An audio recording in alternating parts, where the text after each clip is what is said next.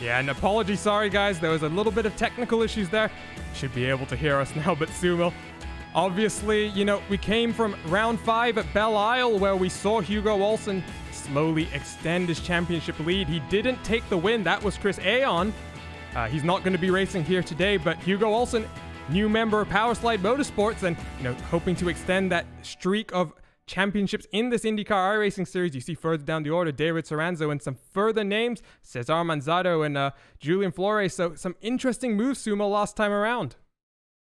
Yeah, it was a fantastic race, and Hugo Olsen was dueling so hard with Mark Usher throughout the race over there, and he did a good job in the end. Had a frantic finish, but somehow managed to keep it clean. 754 points, that's what Hugo Olsen is on, but the competition is really tight back there. David Sorzano was a bit quiet in the last round, but managed to scrape through in P4, and if he can do something good over here, there is a chance that he can pip Hugo Olsen and get to that championship lead. I think it's all going to blow up towards the end. It's going to be a lot of fun to watch. Yeah, and we're only 5 races into this season as the clock winds down on qualifying here. Just 24 seconds left. Drivers just putting in their last few laps here, but Sumo, some interesting drivers. We've got currently Marco Brazil. We didn't see him last time. I know you were part of that fixed, the fixed 500. You're part of the Majors 500, so some names are going to be familiar. Maybe Mikel G. Garcia, but, 25 drivers. What are you expecting here in No Limits Texas Racing?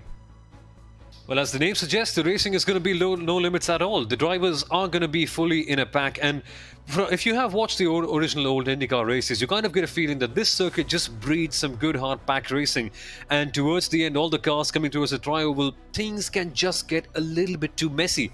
But again, that's what it is. At Texas, the stakes are really high, the speeds are really high as well, and all these drivers, when they just get on the edge and when they are in a flow, the racing action here is just unlike any other speedway in the world. It's just superb to watch. And with that being said, let's go ahead and take a look at the starting grid. It is Marco Aurelio Brazil who drives for Tent Factory Sim Racing. He's out front. But then you got a Power Slide Motorsports 2 and 3. That's Hugo also. And then the Canadian Andrew Kinsella. Then you got Andrew Z. Wood. He drives for Team Talent. And we're going to go through the rest of your grid here. Laura Gerhard also in 5th for Power Slide Motorsports. So quite an impressive running for them. And you got Tyler Russell, Eric Winter, and then Tanguy Kingeker on the edge of the top 8. We then progress to the next round of the drivers, and then we have Adam Crane in P9 with Mikel G. Garcia, a really aggressive driver, down in P10. David Sorzano, the man who is second placed in the championship, starts in P11 with Cesare Manzato starting down in P12. Then we've got Evan Royce in P13 with David R. Rodriguez in P14 with Vincent Wallen 15 and Guillaume Brise starting the race in P16.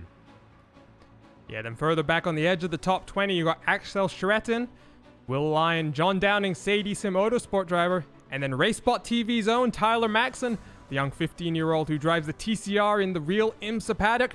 He comes over here into the IndyCar iRacing Series, and Sumo, I'm just going to round off the grid. You got Jacob Lehman, Matt Houston, Urkel Lindstrom, Aiden Campbell, and last but not least, it will be Magnus Anderson.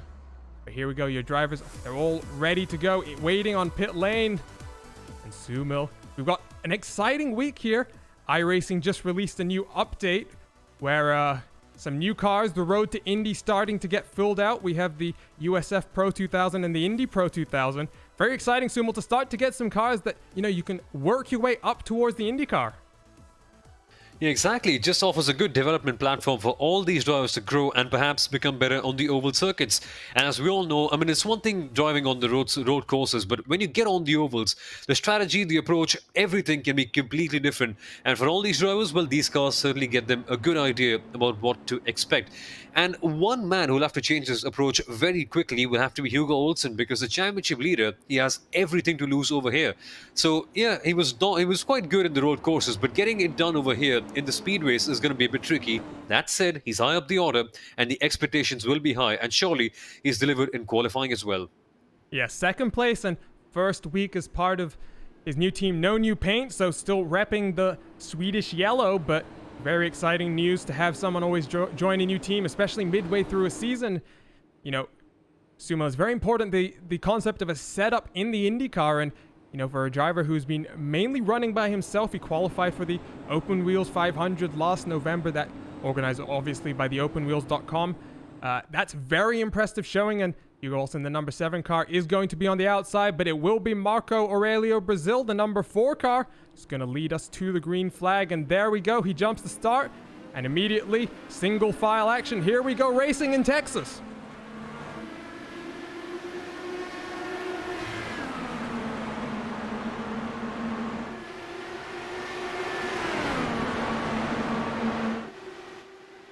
Straight away at the front of your field, Sumo, everyone fairly single file. They're all just feeling their way out. But here we go. Andrew Z. Wood and Tyler Russell. They're fighting it out for 4th and 5th.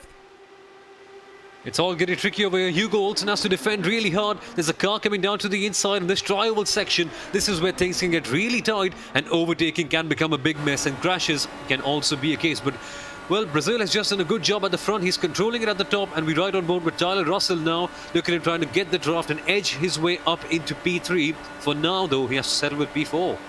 Yeah, and he's working the inside of Hugo Olsen. He is going to slot himself up into 3rd place. So the Swede, Hugo Olsen, he's dropped his way back into 5th now as Andrew Wood also gets by. That inside line definitely proving to be strong so far.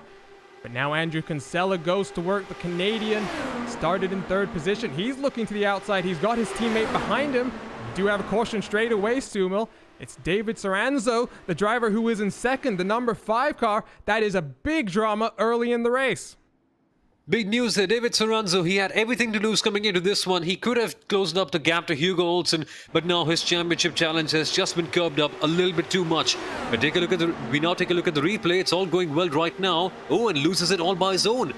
Hits the barricade, and that is a heavy impact. So yeah, that can happen at Texas. When you get off the exit, you can just lose the balance in your car a little bit too much, and that seems to be exactly what happened right here. And that is a heavy blow for the championship. Yeah, and I would assume, Sumil, unfortunately for David, that's going to be potentially terminal damage. Let's see as he comes down onto the pit lane. But what we saw out front as he continues to work his way back onto the pit lane is that inside line, Sumil, very strong. And Hugo Olsen, he's been shuffled back to 4th. Yeah, Hugo Olsen, I mean, he started in P2 and it all was working very well for him. But again, I think he went to the outside line and that's where he lost all his positions. And yeah, again, being good in restarts is going to be a very crucial feature over here in Texas, because the tri-oval section, it breeds so many accidents. Of course, we now saw an accident in a different regard, but when it gets really tight over here, when you're actually going 2 wide and 3 wide, this home straight section, you can actually see a lot of drivers heading on the grass and crashing out. So for drivers like Hugo Olsen, who's already lost 2 positions in the start, being good in the restarts is going to be critical to getting a good result over here. Yeah, absolutely. And there on the left-hand side of your screen, you can see some of the movers and shakers in this race. So Andrew Kinsella obviously working his way up into 2nd. You have Tyler Russell. He's up 3 positions. We'll work your way through your field. You can also see we're going to go ahead. We'll ride on board just for a second with our own Tyler Maxson, because wow, Subel, he's already up quite a few positions, and you know it can be difficult sometimes to work your way through the field, but he's already up 6 places. Oh yeah, that is a fantastic start by Tyler over there, and you just have to somehow find your way around, try to make sure that you get the best amount of draft, and most importantly, stay out of the way. And we take a look at Tyler's setup. I mean, it's a fairly well-made one. He's driving well properly. He's made up 6 positions. And yeah, if there's anything to say, that's one setup that every single racing driver can envy. That's a fantastic one right there. Yeah, and young Tyler, one of the smartest producers I do know, and his setup, very impressive. You can see they're running triple screens, which obviously, Sumo, you obviously only run a single screen. You know, obviously a lot of different options. I run a single screen. It just happens to be a 49-inch, you know, ultra wide. So, you know, lots of variations. We saw in the RSR series on Monday on RaceSpot TV, we saw drivers using VR quite a lot. So quite a lot of options. And when it comes to oval racing, you know, something like a triple or a VR definitely important in terms of getting that peripheral vision. Oh yeah, absolutely, because you've got so many cars right around you, you just don't want to miss it. And just one car coming in, of course you have the spotter telling you in your ear about what's going to happen, but still you need to be good at your vision. And if you make that one tiny mistake, one move down the inside or down around the outside, and there's a car right there, you could be brewing up a lot of trouble for all the other drivers as well. So yeah, having good vision and having a triple screen, well, that certainly helps you. Yeah, and we're going to work our way still. I think light's still on the pace car, so we've had a few cars down the pit lane. Aiden Campbell, Matt Huston, Magnus Anderson, David Saranzo still getting repaired, but just a reminder, guys, live timing is available, racespot.tv/Indy, so live timing is available there. But Sumo, a quick caution, and cautions do breed cautions. Hopefully we can get a little bit of a green flag run under our belts here. The fuel window is about 46 laps, I do believe. So, you know, we don't have that 30-lap stint limit like we're going to see tomorrow night at the real Texas Motor Speedway. But, you know, it's still going to be difficult because the tires definitely wear. And even in these low temperatures, we're seeing that if you don't have enough downforce on your car, that low line sometimes can be difficult to hold. Yeah, indeed. And that is one thing that all the drivers must be very aware of, because if you don't, I mean, those factors can actually play in and just perhaps ruin your restarts and races in the way. So yeah, that's one thing that everyone must be aware of and must be thinking about, and especially with the longer fuel stints over here. I think hopefully we can see some good longer racing action, because of course we don't really want to see all these cautions, do we? I mean, in the start of the race, it's all fun to have so many cars battling it out and seeing so many crashes. It all adds to the spectacle. But the longer we go into the caution, the less exciting racing, so to say, that we see. So yeah, hopefully the drivers just keep it clean, keep it good, and maybe we can just see that fuel stint go out for longer and these drivers battling it out against each other fair and square. Yeah, and you know, we're just on the outskirts of Fort Worth, Texas, and some of the IndyCar paddock already there in the city of in Fort Worth, and one of my teammates is part of that IndyCar paddock. I know he's very excited about going back to racing tomorrow. And Suma, we were just talking about it before the race, and obviously for you, being back in India, the prospect of having to stay up quite late in order to watch these races. The prospect of having to stay up late and having to find pirated streams as well, because they don't show IndyCar over here. It's a real shame, but again, that's the fun of IndyCar. I mean, if you just find a way around of watching the race, it just gives you that extra bit of kick, so to say. And that is something that really excites me as much. But yeah, I'll definitely be staying up to watch the Texas race tomorrow. It's one circuit, and the finishes especially over here, they just keep me on the edge of my seat. I absolutely love it. Well, obviously, the finish that everyone is going to think of is that 2016 finish with Graham Rahal and James Hinchcliffe across the line. But here we go once again. Here goes Marco. He's going to get a good jump, and you can see behind them, they're all single file. They're all getting stretched out, and once again, here we go racing.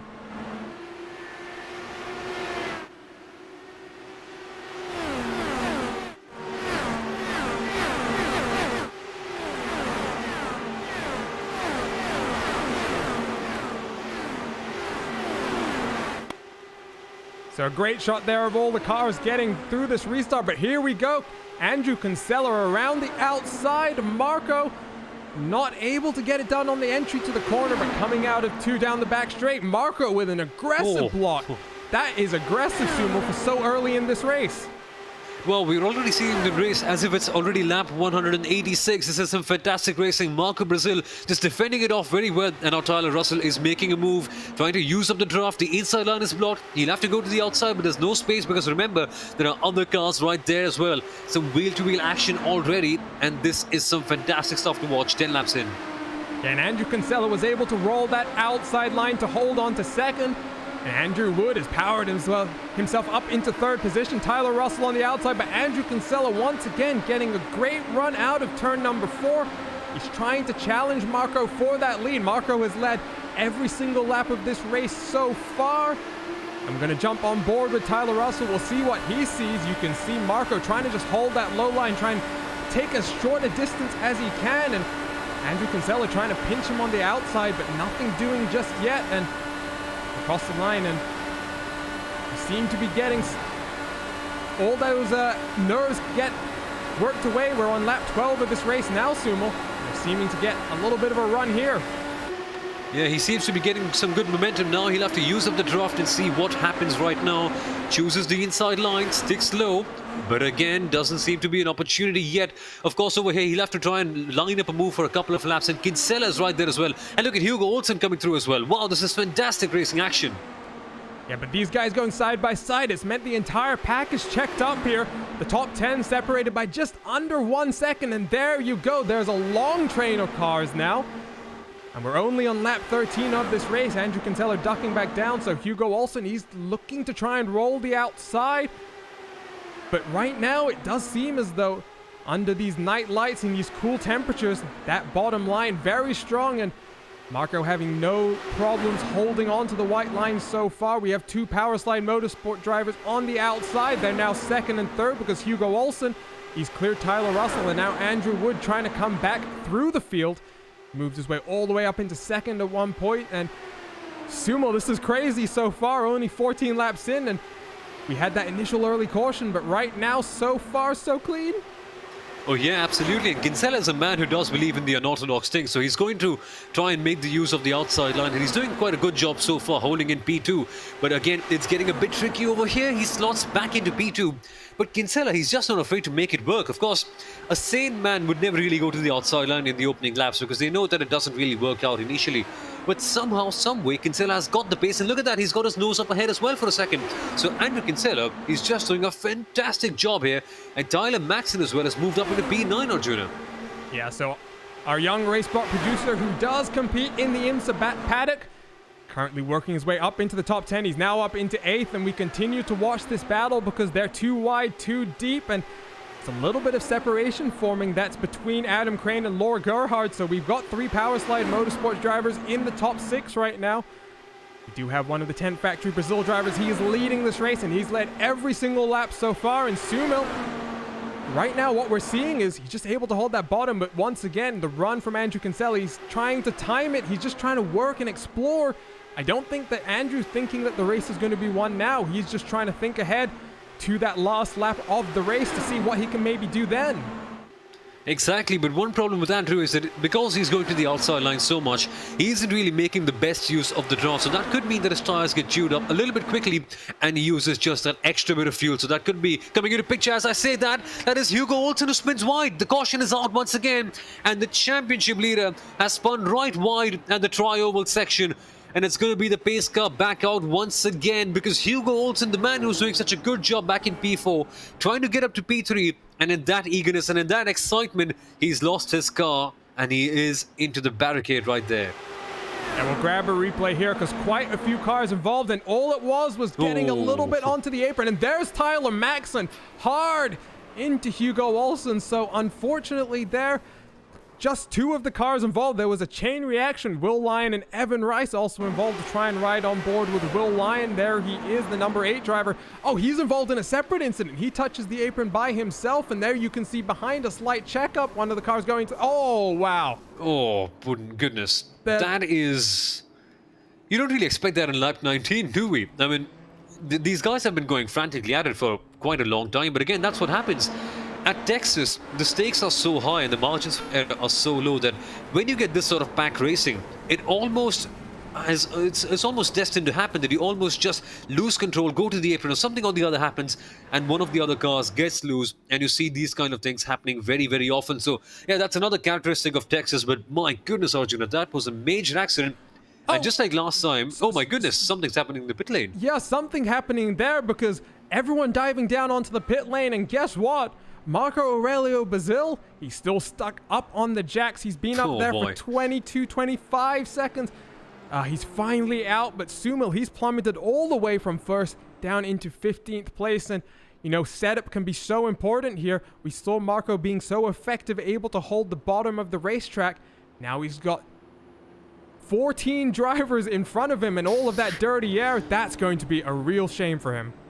That's going to be a real issue, but perhaps, I guess... I don't know whether this was intentional or not, but if he has stayed in for longer, perhaps he could be putting in some more fuel. So there could be a bit of a change in strategy element that he could be trying to go for a longer stint or something like that. But I don't think it's a wise move to invest in at this stage because we're seeing so many cautions come out that it's almost becoming a very stop-start race. I think 1 every 5 or 10 laps.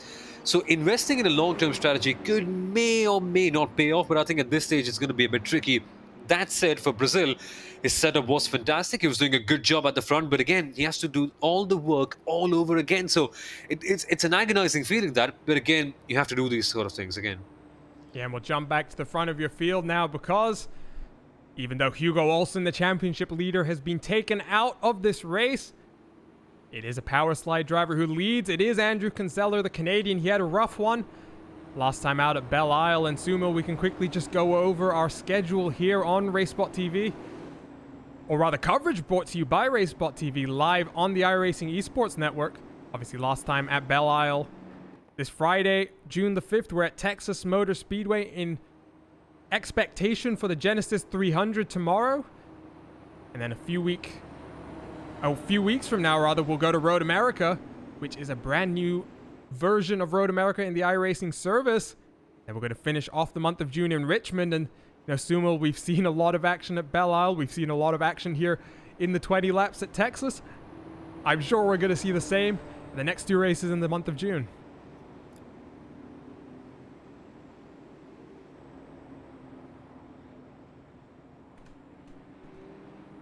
Racing action right there. So yeah, I think Road America is going to be a very, very fun track to watch out for. But Richmond is a classic American speedway. It's just short and wide, and you can see some good racing action right there as well. And if I'm not mistaken, IndyCar hasn't been to Richmond for a very, very long time, so it could be one of the throwback races for all these drivers. But that's a good place to finish off. And this series, towards the end, I think the excitement level is just going to build and build and build ever so much, just as we're going to see here at the Texas Motor Speedway. I think towards the end, the series is really going to blow up. Yeah, well, it's been a while, like you say, since IndyCar did go to Richmond. The last time that I can recall, I think all the way back in 2009, that's when Scott Dixon won. Yeah. The race was scheduled to return this year, but unfortunately, due to the little delay that IndyCar has had to endure, that race is cancelled. And I know, speaking to Tony Kanaan, who's obviously making 5 appearances throughout this season now on his last lap, his final season, he was actually quite disappointed, even though he's got the prospect of a double header at Iowa to look forward to. I know that he was excited about getting to Richmond and, really getting racing there again. And, it's a track that he's won at, I believe, at least once. So, Sumo, that's always going to be disappointing when, you look forward to it. It would almost be like someone was retiring at the end of F1 this season and they were looking forward to Monaco. They never got to go back there. Well, the only thing I can say is that things happen. I mean, you can't really control everything. But again, for Tony Kanaan, I guess he'll have to make do with Iowa, which in its own way is a fantastic speedway. There's a certain charm about every single track here in the IndyCar Championship because we've got so many different types of speedways. You've got short circuits like Iowa and Phoenix. You've got these long ones like Indianapolis. And then comes a tri-oval circuits like Texas. That it just really merges things in. And to be the best driver, to be the champion in the series, I mean, it may be a cliche, but you've got to be a jack of all trades, to be honest with you. So, yeah, that is when your driving skill really comes into picture. And for someone like Tony Kanaan, who's a very diverse driver, I mean, in every way, shape, and form, I mean, he's done so much. He's won in virtually every single type of circuit. It is a bit disappointing not to go to one of your favorite circuits. But again, he's got other tracks to look forward to. And thankfully, you've got the IndyCar Championship coming back this weekend as well. So, yeah, good times for coming forward. Yeah, and he's obviously going to be running that 711 paint scheme. I know a lot of fans very excited about that one, trying to buy die casts already, but the lights are out on the pace cars. So as we come around to complete lap number 23, that is going to be the green flag. And I was just looking, Sumo, Tyler Maxson, unfortunately, one of the retirements from this race. Other retirements include David Saranza, Will Lyon, Hugo Olsen, Axel Schritten, and then Guillermo Brissett. So your top 2 drivers not having a good one here today, and that is going to potentially shake up the order. Although, having said that, Sumo, Mark Usher definitely more of a road driver, so I think unlikely that he's going to really put any points on the board this week. Yeah, that is something to watch out for in the end, because some of these drivers are willing to, let's say, take a look at one sort of championship, like the Ed Carpenter model, that's what I'd like to say. Some of them primarily here for speedway racing, like Marco Brazil, who's, in fact, lost 13 positions in this restart. So, yeah, different types of drivers coming in and trying to compete in this one, but that's for later on. That's a chat we'll have later on, because the green flag has dropped and the racing action is back here at Texas.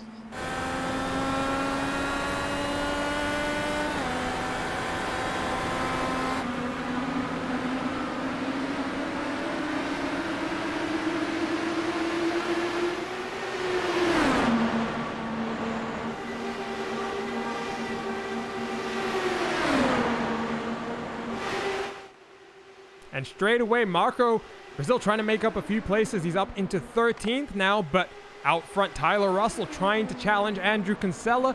The Canadian driver has inherited that inside line from the Brazilian. And there you can see further back, Andrew Z. Wood, Adam Crane as well, who's made his way through the field. So the front of your field has been shaken up a little bit. The order completely changed and quite a few retirements. And Sumo, we finally crossed lap 25. We've had 2 cautions so far. Drivers have come down the pit lane this time around, so we could hopefully see a fuel window here. Fuel window is about 46 laps, and the prospect that, pit strategy can be very important here because you're going to go 2 laps down when you come down the pit lane. Yeah, exactly. Just keep it green. If the drivers can make it go green for a very, very long time, that is when we'll see the strategy element really kicking in. Because with multiple cautions coming in, it becomes very tricky for drivers to try and manipulate the strategy. Then you have to just pit in for every caution or something like that. But so far, so good. The racing action has been good and clean since this next caution has been finished off. And again, if these drivers go lasted out, then the pit strategy, then the pit elements really start to kick in. And that is one thing that I'm really fascinated by. And just as I say that, the commentator's curse has struck once again, and we have yet another caution. So, yeah, I don't think we'll see the drivers pitting in this time out, but let's see what's happened really here to kick off this yellow flag period. Yeah, it was the 19 car, I do believe. Oh, and that's a lot of damage there. You can see the entire front gone, the rear wing also in a raise, but I'll go take a look at the replay there. Hopefully it's only a one-car incident. Coming out of turn number 4, this is coming out of turn 2, and a mirror image of the David Soranzo crash. Oh boy. Getting a little bit loose on the exit of 2 and hard onto the inside wall, and that's going to be his day all done and dusted as well, Sumo. That is a mighty huge impact. Just to praise the Indy cars, they still look good when they've crashed out. They're just such a beautiful design, but look at that. Just loses it on the exit, hits the wall, and that's game over right there. If you're going at full speed and if you're in a flow, the barricades are never too far off here at Texas Motor Speedway. So the drivers must be aware of that, and that is just a classic example of how attrition can really kick in at Texas. And again, to win the race, you really have to finish at first, and that cliche really comes into picture here at this circuit.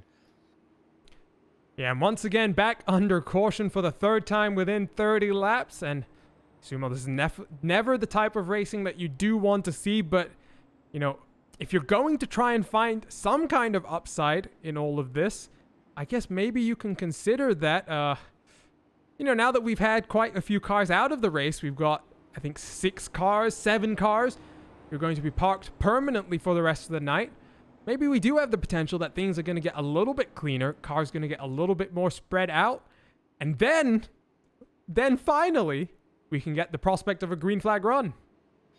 What happens is that when you really get a kick up your backside and when you realize that, okay, that's around 8 to 10 cars really out of the race, that is when you realize, okay, I should perhaps let go. I should perhaps keep it clean and maybe just last it till the end. And hopefully that is exactly what will happen to these drivers, because only in so little laps, I think around, 29 odd laps, we've lost easily around 5 or 6 drivers in this race already. So these drivers will be getting a good idea that, okay, that's a lot of the grid eliminated now. Maybe just now is the right time that we can just go clean and relax a little bit and get some good green flag racing in. Because as I said previously, when you're going in the flow and when you're going really hard, the barricades are never too far off at Texas. So I've got my fingers crossed that we just get some good, clean green flag racing here at Texas, because I really want the strategy element to come in. And when the racing is clean here at Texas, as we saw in 2016 with Hinchcliffe and Ray Hall, the battles can put you at the edge of your seat. Yeah, and we briefly mentioned that finish, and the enduring image I have of that photo finish, Sumil, is Graham Rahal with his hand up aloft as they crossed the line, despite the fact that he didn't actually know if he had won that race. And unfortunately, right now we're not able to get that type of racing, but what we are seeing is that close side by side. We're just not getting any type of clean, 10, 20 lap runs that will really put on, that type of finish come the end of the race. Yeah, it's a bit of a shame to see something like that, but still, on the plus side, we're seeing drivers going on completely at it. They've been at their full intensity since the very start of the race, and that has made up for some quite good wheel-to-wheel action. But again, we don't really want to see the cautions, do we? And hopefully it just ends up rather soon. The pace car doesn't seem to be going anywhere very quickly, but again, the green flag racing actually is something to really watch out for. And hopefully, just hopefully, we should be getting a good long run in with the strategy element really kicking in and making this race a really fun one to watch out for. That said, 30 laps in, and we are having a good race so far. Just some major action going in. Hugo Olsen, one of the major losers, losing 20 positions and retiring. But Andrew Kinsella is the man at the top, leading this race as we head into yet another lap of the pace truck lapping the Texas Motor Speedway. Yeah, and these are very long laps. So we go from, 24 seconds, just some drivers able to crack into the 23.9s, and then, suddenly the yellow flag waves in 1 minute 35. So, all of these drivers just trudging around now at about 90 kilometers an hour. And we have Adam Crane in our YouTube chat right now. And Adam is currently lying in 4th position in the race so far. Going pretty well for the driver. So, you know, if you want to come join us, Adam, at any point, we're always happy to talk to you in the middle of the race, representing Team Misfit Racing. And yeah, just come and hop over into our team speak. Well, that should be fun to have. Adam Crane is the man we're riding on board with. And look at the focus and the determination in his eyes. He's just literally wanted to go in and win this race. And yeah, the iRacing model does look quite good, doesn't it? But yeah, Adam Crane in P4 for Team Misfit Racing. And he's been far from a misfit in this one. He's done quite a good job in P4. I think he's gained up around 5 places since the start of the race. So Adam Crane is having quite a decent race so far. And maybe at the end of the caution, he can just go bonkers and perhaps get a few positions. But yeah, as long as we see some green flag racing, all of that is fine. Yeah, and the lights are still on, so I think we're going to get one more caution lap here. And Sumo, I definitely agree with you here. I definitely just want to get the racing underway. It's now 40 minutes into our broadcasts, and if you had told me that we'd have 40 minutes of broadcasting and only 31 laps at Texas, might not have been that shocked, to be honest with you. But obviously very cold temperatures, that is enabling a lot of grip for the drivers. Unfortunately, it seems to also be causing some situations where cars are getting a little bit loose on the exit of corners, and both David Soranzo and who was the other guy? Tanguy Kingekar, I believe, were caught out, just losing the rear end of the cars. Not enough, I guess, heat in their tires, able to save it. But the light is out this time around, and Sumo, we will finally get back to the racing that we were waiting for all week. We had a nice discussion after the Belle Isle race last Saturday, and I think we were very much looking forward to not only the fact that this is a precursor to the real thing, getting back onto TV tomorrow, but coming here to Texas, a brand new rescan Texas, we were expecting some really close and really good racing. And we will. Towards the end of the race, we really will. And we have seen that so far as well. But again, as I come back to that very same point, it is only the intensity of the drivers that must be managed. It's all fun and games going on 100%. But when you go to 110%, that is when things start to get wild. And that is when you see all these cautions coming in and ruining the races, I must say. Hopefully, the drivers keep it clean. And at the end of the 186 laps, we should get some good racing, as the pace truck will now peel in.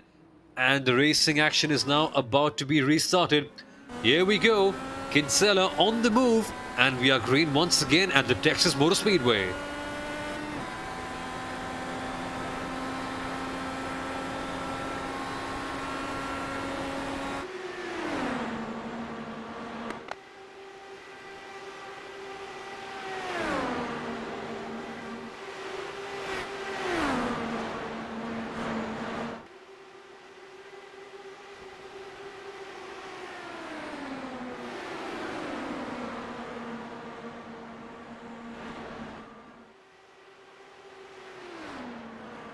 So just 18 cars currently left out on track right now. But here we go, back to the green flag racing. It is Andrew Kinsella who has a 0.3 of a second buffer over Tyler Russell. But here comes the challenge from the 17 car as Andrew Wood, Team Talent driver, also taking a look. That outside line not really being too strong so far. And Andrew now a little bit left on his own because Hugo Olsen obviously newly joined Power Slide. He is out of this race. The closest teammate that Andrew has is back in 5th place. That's Laura Gerhard. And Sumo, he's got the low line, which is what we saw being so valuable. But, in real life Texas, that outside line rolling the momentum has been very important. Maybe Andrew's going to get a little bit caught out here if someone can pinch him down. Here he goes to the outside. This is his opportunity. He isn't really close enough, but he has to just try and line up a move. He just needs to get 2 or 3 laps good in the outside and trying to build up the momentum and then perhaps go for a move right there. As we take a look at the onboard of Andrew Wood, it's all nice and clean so far, and that's exactly what we want to see. With, I think, going to the inside line, Andrew Wood kind of realizes that he doesn't really get in the best draft at this point of time. And as I say that once again, painfully and agonizingly, we have got yet another caution flag. And what's happened here? This time, it seems to be a major impact for the number 22 car, which is Laura Gerhard. Arjun, you were just speaking about them right here, and all of a sudden, things have gone wrong for Laura. Yeah, we'll try and grab a replay because Adam Crane is also involved in that one. Oh, and unfortunately, Oh Adam boy. seems to have been turned there. We'll try and grab a little bit further back on that one because that was an odd one. Almost seemed as though Laura was just getting pressured from behind and then drove, through Adam a little bit.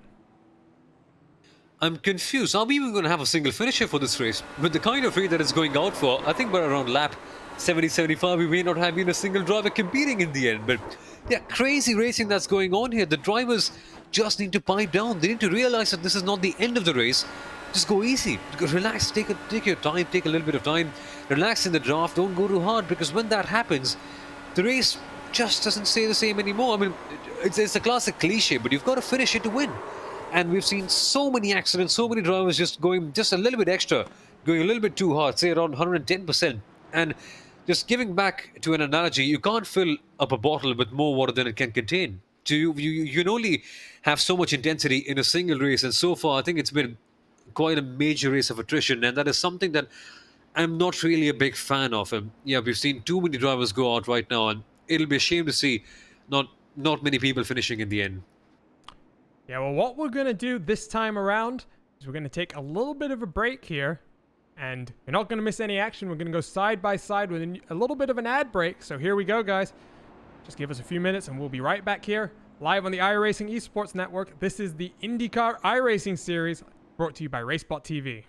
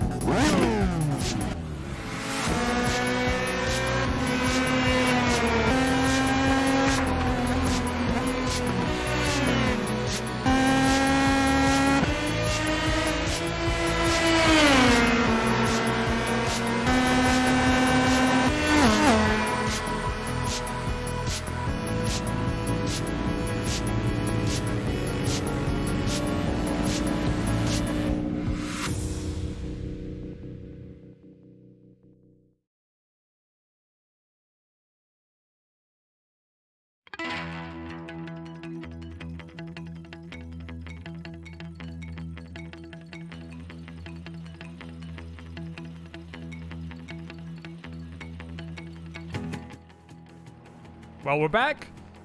A little bit of a break there. You got to see a preview. The brand new USF 2000 and Indy Pro 2000 that joined the iRacing service just a few days ago on Tuesday. And Sumo, we mentioned it at the start of the broadcast, the road to Indy ladder starting to get a little bit more fleshed out here on iRacing.com. And, in some ways, I don't want to sound too negative, but some of the incidents that we've seen here today almost seems like some of the drivers should maybe go pick up that Indy Pro 2000 and give it a little bit of a whirl. I mean, it would only make sense if all the drivers drive that, maybe just get a little bit better taste of what's going on, and then perhaps just be a bit more calmer while coming here to the IndyCar races, because what we've seen here so far has been nothing short of a demolition derby. You kind of see these sort of racing action in a muddy speedway of sorts, where you've got old vans racing against each other, and they just want to take everyone out, and the last man stands wins. I have a feeling that this Texas Motor Speedway is just turning into something like that. It's just a proper demolition derby. The only thing we're missing out is some rain and some mud and some old vans instead of these Indy cars, and that would be exactly like that. So yeah, hopefully these drivers just calm down, maybe take a bit of time, have a thought about it, and think, okay, you know what, I actually need to finish this one. If I just go a little bit calmer, maybe it could pay off dividends in the end. But so far, we've only seen some frantic action. and it shows no sign of stopping. Yeah, well, while we were in that little bit of an ad break, a little bit of action down on the pit lane, and Tyler Russell leading a train of cars in. And so what you have is you have a little bit of split strategy here. So Andrew Kinsella, Andrew Wood, Eric Winter, and David Rodriguez, they've all been out on track for quite a while. They've been out now for about 21 laps. Then you've got John Downing and Matt Houston. They've been out there for about 9 laps so far. The lights are still on the pace car. And then as we go through the rest of your field, you see Tyler Russell. He's led about... We've got 17 cars still in the race. So Adam Crane has managed to keep it out there despite being involved in one of the incidents. So as Matt Houston actually comes down the pit lane as well. So Sumo, there's some split strategy going on here. And I think some drivers like Andrew Kinsella deciding that track position more important than some fresh tires at this stage, given the number of cautions we've been having. That just baffles me a little bit. Why would you actually come into pit at such a late time in the caution? Because initially, if you go into pit, you don't lose a lot of time. But again, when you do something like that, you just get sent back to the sharp end of the field, and that becomes very tricky for all the drivers. So it just seems a bit confusing to me that drivers are actually going into pit this late in the caution period. It's a bit of a tricky thing to understand the intentions behind. But yeah, maybe we'll get a better idea as the race progresses. And what's really interesting to see, Arjuna, is the fact that drivers are actually going for the split strategy, and they still believe that we're going to have some good green flag racing. So considering what's happened so far, I'm not very sure that it makes any sense at all to invest in a long-term game. But again, we're seeing some split strategy action, and some drivers actually do believe that something like that may happen at the end of the race. So yeah, it should be fun to see what happens in the end. So far, though, I'm a bit concerned about the quality of the driving that's gone in so far. Yeah, well, Marco Brazil, who, obviously we saw having a little bit of issues on pit lane, potentially having a rear wing change. He's worked his way back up into 7th place. So, despite being further back in the field, he's not been caught up in any of the cautions so far. But here we go, the Canadian Andrew Kinsella once again going to lead us to green flag racing. And this time again, everybody getting a little bit just spread out. And what you find on these single file restarts is that's Tyler Russell getting past David Rodriguez. So Tyler Russell back up into 4th after having a pit stop. And, that's going to show, Sumo. If we don't get a pit stop soon, Tyler Russell's going to inherit the race lead once the 3 drivers in front of him all make their way down onto the lane. Yeah, that's a smart strategy by Tyler over there. He could just stick out over there, and if the racing is clean, if it's nice and good in the regular pit stop cycle, he could just come up back in the front. At the front, though, Andrew Wood and Andrew Kinsella, the battle of the Andrews for the lead. It's going well so far, clean, and Wood is just closing in, going high. Not quite there yet, but he is lining up a move. And Kinsella is a driver who traditionally has been using the high line. Now, though, he dips down low to protect the position, and Wood is doing a good job staying right at the tail. Yeah, and there's some action further in your field because Adam Crane, he's now up into 13th place. So starting to slice and dice his way through the field. We've also got Urkel Lindstrom in 9th, but here we go. We still have this battle, the top 5 cars. Seems to be a consistent pattern where on the restarts, 5 or so cars manage to break away. And right now it is, except for Tyler Russell, all of these cars have not pitted. So Tyler Russell in a very strong position relative to his competition. Let's go back and jump on board with Eric Winter, who rides at the end of this lead train. The number 13 car trying to run the outside line, trying to challenge David R. Rodriguez, who's also in this championship hunt as well. And there you see out front, those Sumo. Andrew Wood taking a peek to the outside, but the story of the race so far has been the driver in the lead can hold the inside. They're going to be able to hold the position. Yeah, the outside line really hasn't worked out so well from the very start. However, it is still possible. If you just put some good laps in, if you're consistently building up a good pace over there, you could make it work. You could swoop around the outside and get the lead position in. So far, though, it is the inside line that's the one that's working the best. And Andrew Wood is now coming in. He's charging up through the outside. That tri-oval section, things get really risky over there. So far, it's only clean, though. But again, we've got another few visitors in the party. This is Tyler Russell and Eric Winter. All of them joining the action, and they could be in for a shot for the lead very, very shortly. One man, though, who's back as well is Marco Brazil. He fell down to around P13 or P14.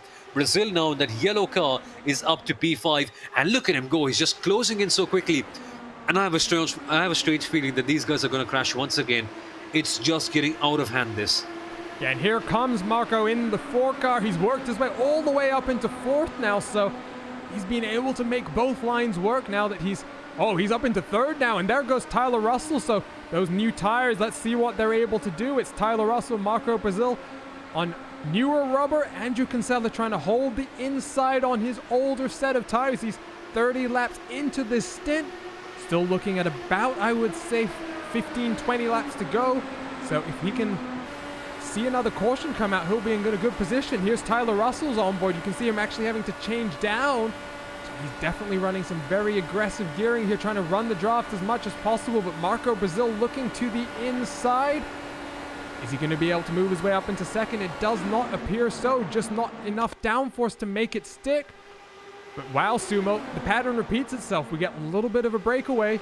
And then as the cars out front start to scrap a little bit more, that chasing pack just builds up momentum and, chases them down. That exactly is what happens. And then you see 6, 8, 10 cars just fighting it out and vying it out, in fact, for the lead right at the top. And that is the sort of racing action that we're all here to watch, as we see a fantastic shot of the car swooping past over there. And Brazil has just done a tremendous job ever since he lost those positions in that unfortunate pit stop incident. Here he comes, goes low and swoops down into P2. And we've got another few drivers just catching up. Eric Winter being one of them, going to the outside. Winter for that crucial P4. Keeping it clean so far. They're going side by side. The wall is just a bit too close over there, but Winter keeping it clean. And is that a pack of what? 8, 10 cars are fighting it out for the lead? That is just some fantastic thing to watch out for. For the lead, though, Brazil goes to the outside, keeps the line in, and he is just getting ever so closer. So many battles, Arjuna. This is just so much fun to watch. Yeah, we've basically got here, Subil, a 12-car train, because 12 cars separated by 1.5 seconds, and there was Tyler Russell getting very loose out of turn 2. Fortunately, though, Sumo, he was able to gather it up, and we're not going to have another caution this time around, but the 17 car going to slip a little bit further back. Eric Winter, who has had some brave moves around the outside, he's going to try and challenge again, but we're going to jump back out front because it is Marco Brazil. He's trying to challenge Andrew Kinsella again, and the pole sitter, he's worked his way back up after a potential pit penalty, and here he comes challenging on the outside line. But what we see here now, Subal, is Aiden Campbell in the number 18 car. He's made his way through the field as well, and I don't believe Aiden even set a qualifying time. So as he looks on the inside now, drivers all throughout the field, if you've been able to keep it clean, you are in a good position right now. As we 56 laps, we finally got a good green flag run here, Sumo. 22 positions for Campbell. He's made up 22 positions since the start of this race. He has just been completely on fire, as we now see Russell Russell, I think, just trying to fight back and get back up into this P3 position. But wow, Campbell has just been on a run completely from the very start. The live timing shows 22 positions, but over here it seems to be 21. We'll get back on that later on, because Campbell is trying to line up a run, and so is Brazil. After that major pit stop incident, Brazil has just found his momentum, as we see Campbell trying to go low. He's getting ever so closer, using the draft, trying to line up a move, as we now see Tyler coming back up as well. Fantastic onboard cam that just gives you such a good idea about how close these drivers are racing and how little the margins for error over here are, because when these guys get really so close, it can just blow up at any second. Brazil, here he comes. Some gearbox to gearbox racing that we're seeing over here. And can he try to make a move to the inside line? Not quite, because Kinsella blocks it off. But here he comes, and he touched. They touched. The leader has gone out. Kinsella to the pit road. And my goodness, that is a fantastic accident. Oh boy, he just somehow keeps it clean. Kinsella goes to the pit road and somehow keeps control of that car. But Brazil just nudges him a little bit. And all of a sudden, all hell has broken loose over here, Arjuna. Yeah, and that is not going to make any friends in that incident, Sumo, because that, unfortunately, I'm going to call it right now. I know I have a little bit of bias being, Andrew's teammate, but that is, that's not on. That is a little bit dirty. We're going to watch the replay here once again, just trying to get a good run and getting too close. And, Sumo, he had an entire line on the outside to make work. And, fortunately, we're not going to have another caution here, but Andrew Kinsella, he's all the way down in 12th. He might even have to come back down the pit lane. An unsafe pit entry as a result of that incident. But what we can see here is now that Marco has got the clean air, look at the gap behind him. He's just pulling it out. And there's Andrew Kinsella actually coming down, I believe, to serve that penalty. But wow, Sumo, that is... I don't even know what to say there. We saw some really good racing, and a little disappointing there. All hell just breaks loose over here, Texas. When these drivers are on the limit, they just are so prone to making mistakes like that. And that is exactly what happened. They just went over the top, but that's for later on because Campbell is now fighting really hard over here for P2. He's defending for all his might because he knows that P1 just could be out of sight for a couple of laps. But now it is Tyler Russell right behind him who's on the charge. And along with Tyler Russell as well, we have another driver, Eric Winter, joining the party as well. So this battle for P2 getting really exciting. And look at that wheel-to-wheel racing action as Russell now goes to the outside line. He goes high and swoops past to get into P2. So for Campbell, he's just got another thing to do now, another position to make up. But considering how he's been driving so far, that just can't be so possible. Eric Winter comes in, he goes low. Campbell defends, and Winter is just biding his time. He's taking his time over here, and he realizes that eventually he just doesn't have to win this race in this first quarter. He can take it later on, and he can get those positions up later on in this race. Yeah, and as we ride on board with Eric Winter, what you can notice is just how much he's trying to search for some clean air here. He's riding in a train of 3 cars right now. He's always trying to find just a slightly different lane to the one directly in front of him. That is Aiden Campbell right now. Tyler Russell, he's trying to close up just a little bit further here. That's about 2.5 tenths of a second between your leader and Tyler Russell. So now that Marco has got the pole position winner has got that lead back, he was trying to extend the gap, but here he goes, Tyler Russell to the inside, and I think that's going to be the 17 driver to the lead because, wow, Marco slides all the way up the track, and he's going to lose a whole heap of momentum now, and here comes the cars behind. Tyler Russell just jetted past into P1 over there. He just got a fantastic run of momentum, and all of a sudden you saw that bright orange papaya car in your mirrors, and it just became larger and larger by the second. And now though, Marco is on the prowl once again. This tri-oval section is where you get the best sort of racing action. Marco went wide, but he's just got such a good car here this week, and his setup has just been so fantastic that regardless of all these mistakes, regardless of staying in the pit lane for 10 seconds longer and going extremely wide on the outside, he is still able to make that move back up into the lead. But that said, the draft is being a major advantage here as Tyler Russell goes to the outside, swoops high. He's not got his nose up ahead, but soon he could be in the lead once again. This is the kind of dueling that we really here to watch out for. Yeah, now that we managed to survive there, a few close calls without getting a caution, and now we're getting that action that we were promised, and it's delivering. Here we ride on board the 3rd and 4th place battle. They've closed up to that lead battle as well, so Aiden Campbell in 3rd is going to be sniffing again for a chance of getting to the lead of this race. He's up so many positions so far.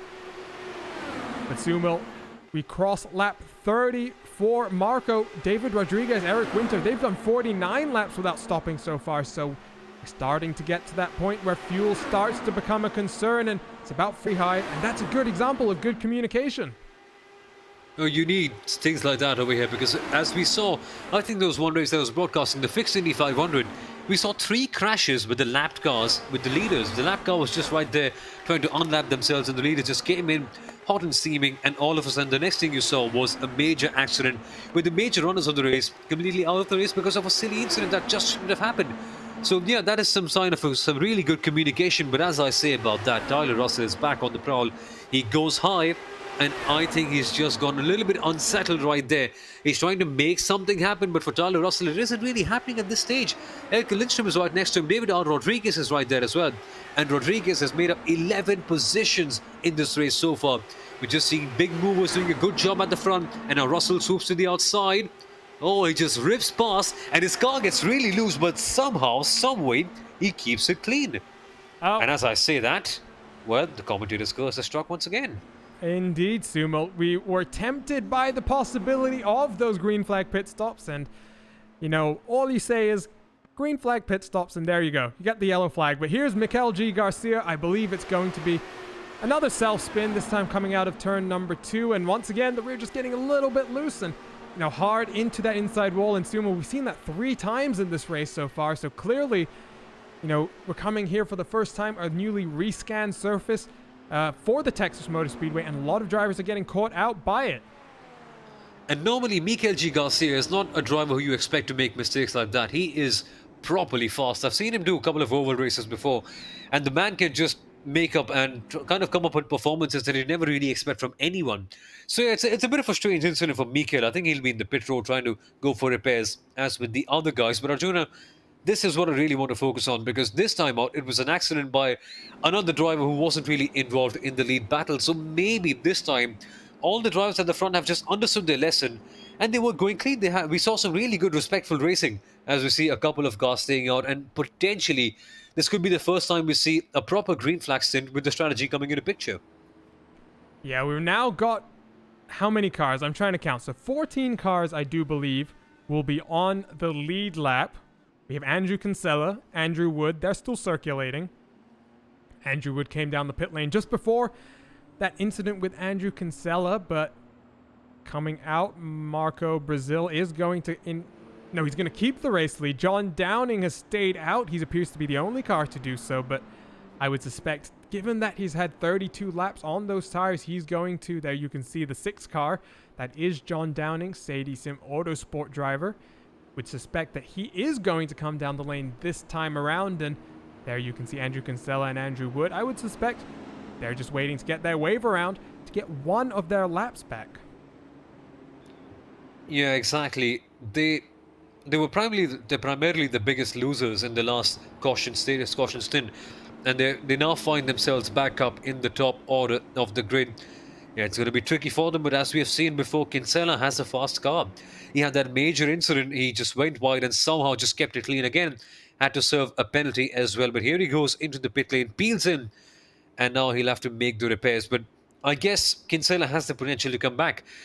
One thing I'd really like to discuss, Arjuna, is that incident over there. Who do you think was at fault? Because Kinsella was going nice and well at the front, but I'm sorry, not Hugo Olsen. This Brazil just came in charging through, just tapped the gearbox of Kinsella, and here he went all wide. So who do you think was really at fault? Because in the chats we're seeing some people saying that Marco Brazil was just being a little bit of a dirty driver. What's your definitive take on that accident right there? Here, well, I tell you what, Sumo. Let's try and grab another replay here. Here it comes up on screen. I mean, we'll grab another look at it right now. But I mean, I'm trying not to sound too critical because, you know, obviously here on Race Spot, we try and stay unbiased. And Andrew is a teammate of mine. But, you know, regardless of bias here, I don't know. I feel like there is plenty of room up there on the outside for Marco to take. And there's only one person who can really take responsibility for this one, and that's Marco, because he tried to just squeeze a little bit too much. And, you know, fortunately for him, he's not going to have too much damage. Does not appear as though he had to get any front wing replacement there. But, you know, it's just sometimes you can, especially when we're traveling at these speeds, right, Sumo? You know, we're 200 miles an hour around this place, that when you're going so fast, and the tiniest of margins are the difference between an incident. So in that one, I think that Marco just getting a little bit too close. He was, primarily at fault for that one. Well, that's a very good point that you mentioned over there. The speeds, they're going at 200 miles per hour. And regardless, you can criticize anyone as much as you like for anything like that. But you have to remember that at those speeds, making any tough decisions, it is quite tricky. I mean, we kind of expect all these drivers to come in and win the racing, maintain a certain level and decorum and a quality of racing, but still, that's a very high speed. So for drivers to make split-second decisions, it can get very tricky. And that is just another example of the fact that things happen at times. I mean, when you're going at such a high speed, you do make mistakes like that, and eventually you do see drivers just giving the other guy just a gentle little kiss because they are not able to react to certain situations at a very high speed. So maybe that could be another example of a similar thing happening right there. But for Marco Brazil, that incident doesn't really put him off. He's still in P2, and he's got, a good car. He's got a really fast car. He's been through in multiple incidents today, but somehow he's still been able to claw back and come back into P2. So for Brazil, that car is fast. But I think four guys, I must mention, that really can challenge Marco Brazil over here today are Tyler Russell, Aidan Campbell, Eric Winter, to be honest. And then if somehow Kinsella is able to recover, and he's very, very, I mean, he's lost 4 laps, to be honest with you. It says on the timing screen. So if somehow he's able to recover, he's got a car that's just fast enough and capable enough to challenge Marco Brazil. So if he somehow is able to do something like that, I think these are the four drivers who can actually challenge Brazil for the win. as we head into the next 110 laps of this race, Arjuna. Yeah, and we ride on board because John Downing, he's choosing to take a very late pit stop here. Coming down, I think as the lights on the pace truck are off, we'll jump to the pace truck. Yep, the lights are indeed off, so we're going to get back to racing here. And Sumal, I'm trying to do some quick math in my head right now because maybe John Downing has done the math and, you know, maybe he's calculated he can get there on maybe some different pit strategy. So here I go. There's about 109 laps still left in this race. So, you know, you split that maybe into two. That's 54 laps. And I'm just trying to think here, Sumo. I think that might be a little bit too tough because I think the fuel window is closer to about 46 laps than 56 laps. Well, Arjuna, that's only considering that we're not going to see a caution in the next 30, 40 laps or so. I think considering how things have been going so far, expect your cautions, expect the yellow flag. And the driver, I'm pretty certain by the end of the race, the driver to lead the most laps, and I'm just going to say it round right here, I think it's going to be the pace car driver. So I think he better be paid double or triple of what he's being paid at this stage, because it's going to be a long day for the virtual pace car driver over here. And yeah, fingers crossed for a good, hard, long green flag racing stint over here. And we have Magnus Oberg in our chat proclaiming that the number 10 car, who I do believe that's going to be Powerslide's own Tony Kanaan, who's at the wheel of the 711 number 10 car. But here we go. It is going to be Marco Brazil who leads us back to green flag racing. And here we go.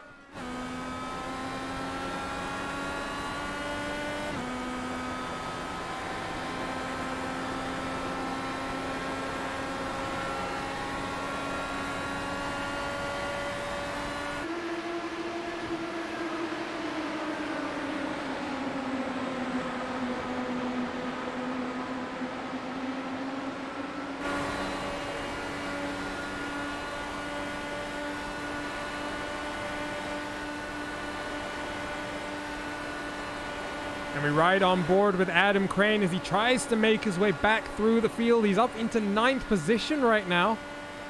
But jumping back to the front, it is still the number 4 car. That bright yellow continues to lead the way. And Tyler Russell, he's got Aiden Campbell on the outside. And Suma, we mentioned it a little bit ago, but Aiden Campbell, he's up 22, 23 positions.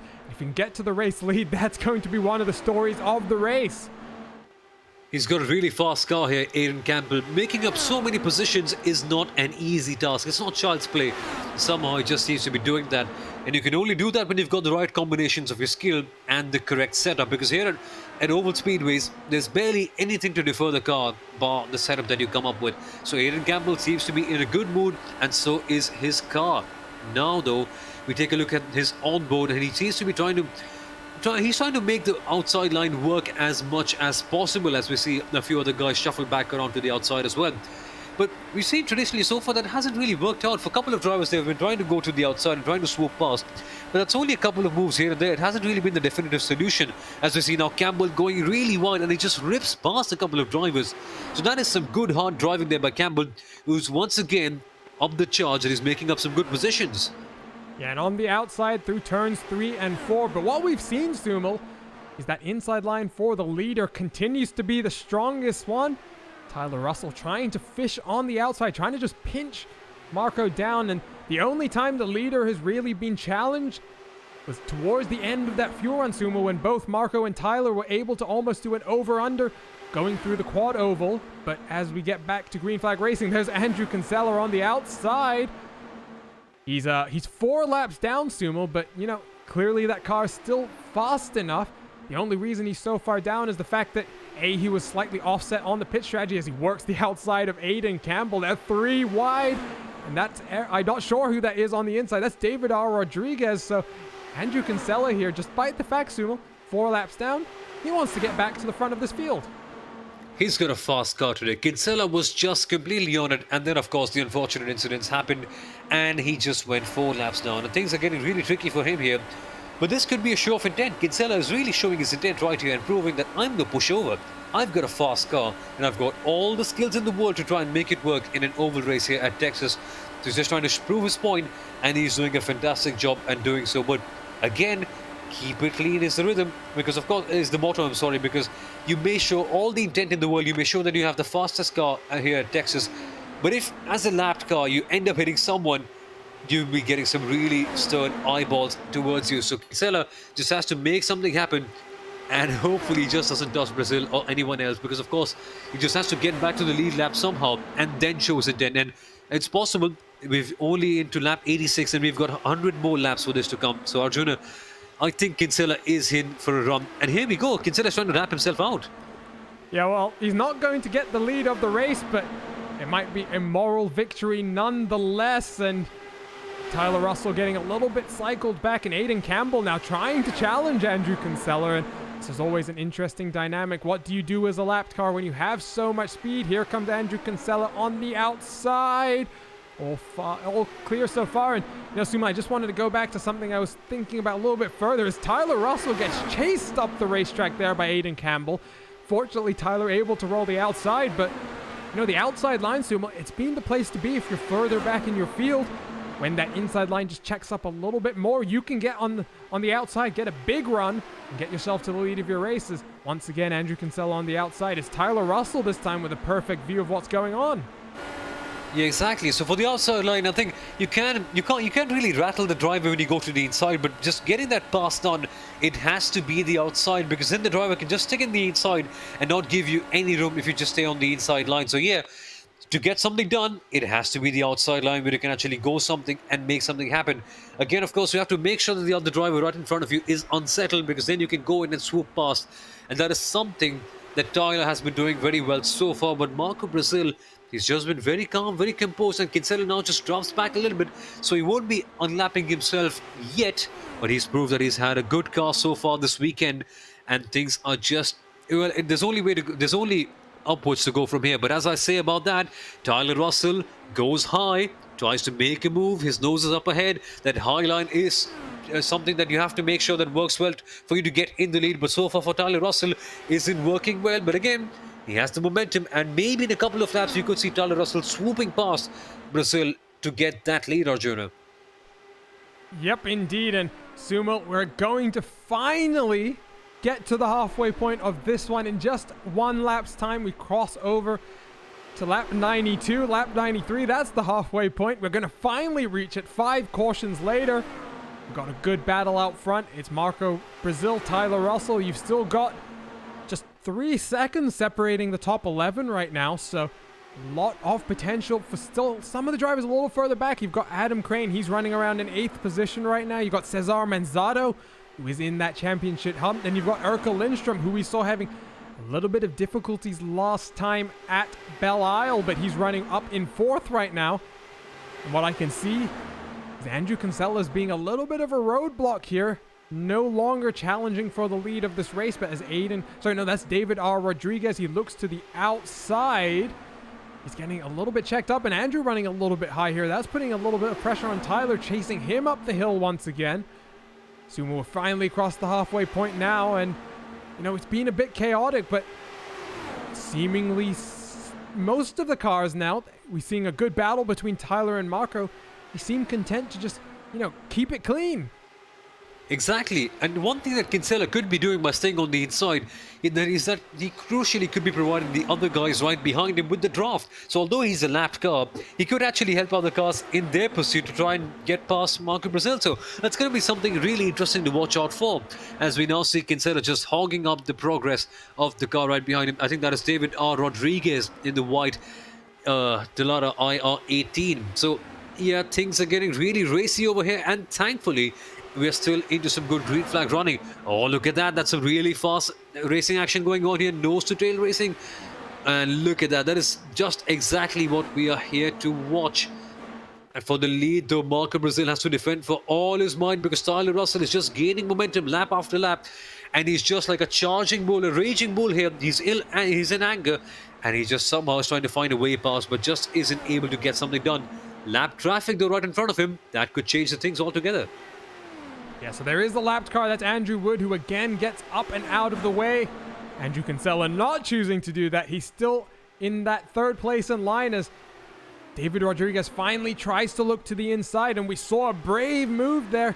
Aiden Campbell getting past Eric Winter, really just chasing him up the track and just almost doing a slide job there. And now Aiden Campbell on the outside trying to challenge Erka Lindstrom. Erka Lindstrom, one of the strongest cars in your field by virtue of iRating, but a relative newcomer to this car. He's acquired most of that iRating in other series, and right now he's having a little bit of difficulties on the inside, and that is Aiden Campbell who's trying to clear him to get up into fourth, and side by side once again. And jumping back to the battle for the lead, Subil, because Andrew Kinsella, he's almost shaken off David Rodriguez here. He's now almost looking as though he wants to get to the inside of Tyler Russell. We're now getting to lap 100, so 86 laps to go. That's just one pit stop from many of the drivers, and I think it's coming down to the wire here. Did you see that, Arjuna? I think that was Kinsella who just went down to the grass. And that is the trial section that I've been speaking about so many times. We could just get so narrow. And if a lapped car like Kinsella goes into the grass, things could just blow up for all the leaders, because we've got so many other top cars challenging up for the lead, and they could just be taken out by an unfortunate incident in which they weren't even supposed to be involved. So Kinsella needs to be clean and needs to understand that, yeah, at this stage, it's not about really showing the intent. It's just all about keeping the race green and letting the other drivers race. Tyler Russell, though, is one driver who's doing exactly that. He's on the prowl, he's chasing him up, he's using the draft, and that has been his forte since the very start of this race. Goes high, and then Brazil has to defend. His nose is right up there, and we've got another visitor in this party. But again, all clean so far. David R. Rodriguez, who's made up 11 positions, is on the prowl to make up 2 more of them.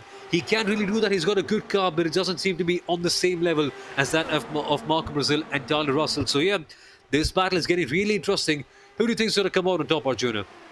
Well, it's too early to tell right now because there's still so much time to go, and as we continue to go, it's right now Marco very content on the inside. We haven't run to that point in this green flag run where we saw both Tyler Russell and Marco Brazil doing an over-under, and now we see David Rodriguez. He's finally passed Andrew Kinsella. Now Erka Lindstrom, he's riding in fourth. He's going to try and get past the Canadian driver, but we still have 9 cars separated by just under 2 seconds, and Jacob Lehman's not too far behind Adam Crane in 10th position. So there you can see, there's Adam Crane, the red car all the way in the background of the shot. They're only separated by just about the length of the straight right now. Tyler Russell getting very, very close. We do have a yellow flag though, Sumo. That is Eric Winter and Andrew Kinsella involved. So, oh boy. That's exactly what we thought that would happen. And in the end, well, Andrew Kinsella, as I just said only a couple of minutes ago, stay out of the way. I think it's not really the best thing to try and show your intent in a case like that. And with a lapped car running so hard and running so quickly with so many other cars right there, I think it is just the ultimate sign of trouble. And that is exactly what has happened right here. And it's a shame for Eric Winter as well, because he was doing such a good job. If I am not mistaken, he was running in around the top 4 or top 5 for a lot of time. So yeah, for Eric Winter, just things going completely wrong over there, and for Andrew Kinsella, things just go from bad to worse in a matter of a few laps. Hopefully we can get a replay to get a good idea. Arjuna, do you have any idea about what happened here? Yeah, so we'll go and take a look at the replay now. Here it comes up on screen, and there is Eric Winter, and it's going to be Andrew Kinsella, who I think tags the apron, and I'm not sure who was directly behind Andrew, but I think Andrew might almost have taken out one more car. Here comes another look. That is Erka Lindstrom, and indeed it does appear as though Andrew just got onto that apron a little bit. We'll try and rewind it from the onboard shot, but Sumo, a few cars, that has happened to them. Yeah, it's just so characteristic of this Texas Motor Speedway here. If you're running a setup that is a bit too loose, and just for Andrew over here, if you just make that one tiny error of going on the apron, bam! That is exactly what happens. You just end up in the wall, cartwheeling over and over again, and that is your race and the race of the other driver as well, ruined in a flash. Look at that. That is a fantastic shot that they've pulled out over there, Arjuna. That's a fantastic one to take a look at. And it just is, well, it's just the perfect representation. It just perfectly describes what the race has been for Andrew Kinsella so far. Very exciting at times, but an utter disaster in terms of the results. So hopefully he just takes some good learnings from this one, because he's a really fast driver. He's shown it time and again that he can actually get on the pace and produce such exciting racing. But perhaps if you fill the bottle with too much water, it just spills out in the end. Yeah, and lap 106 here, so gonna have 80 laps to go, Sumo. So a definite one stopper from here, and you see John Downing still on a slightly different strategy. And Sumo, you know what I've just noticed is John Downing has some right side pod damage, and that is potentially the reason why he is not coming down pit lane with the rest of the drivers. And this is just an easy way for him to cycle to the back of your field, because you know, any type of side pod damage, you could see a good shot of it there. You can just see there's the left side pod, completely fine, no damage.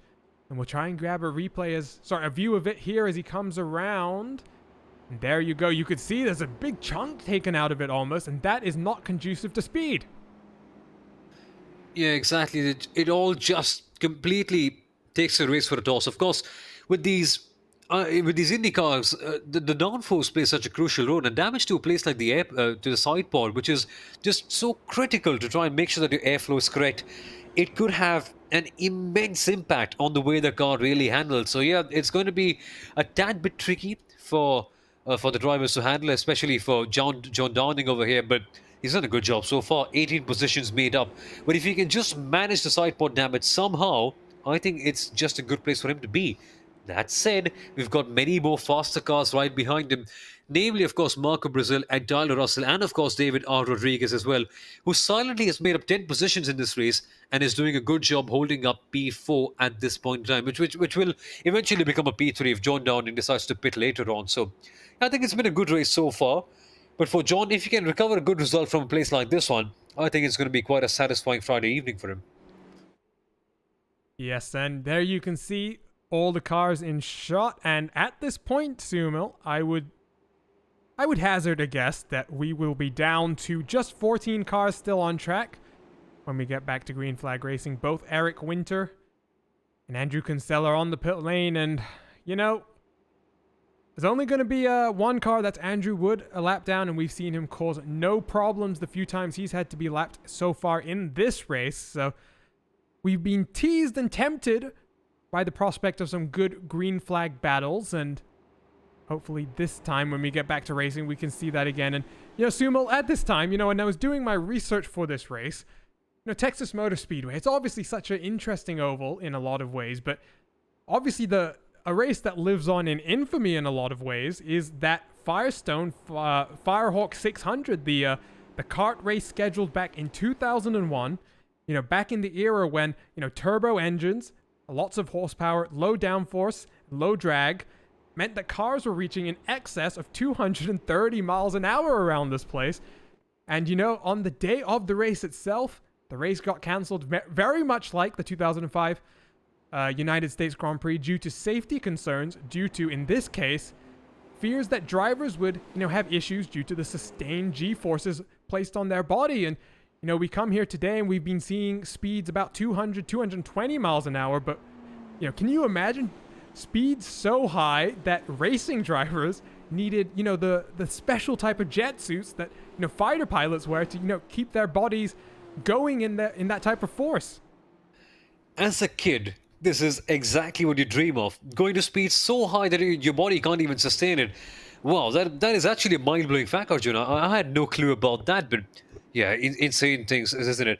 And I just find any criticisms of oval racing a bit baseless, because you've got some intense racing action, and just look at the speeds, 220, 230 miles per hour.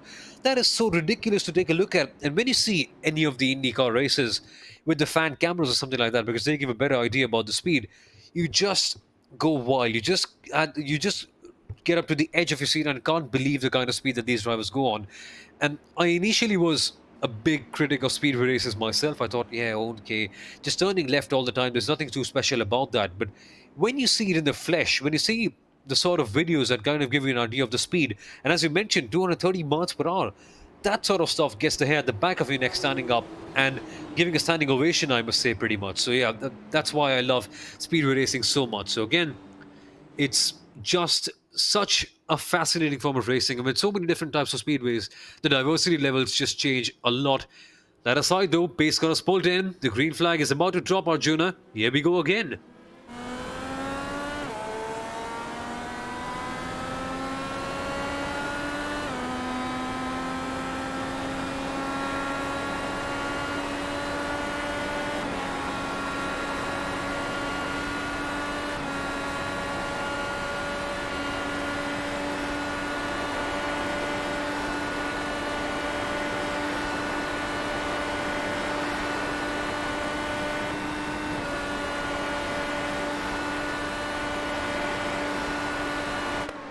Here we go again indeed, and there's battles further back as John Downing tries to get around the outside of Evan Rice there, but will jump back to the front of your field because Tyler Russell back to the outside, trying to challenge the Brazilian in the number 4 car, the pole sitter, back to the point of your field. And there's David R. Rodriguez, there's Urkel Lindstrom, they're too wide, too deep, and Sumil back to Green Flag Racing, and straight away these guys have, ratcheted the action right back up.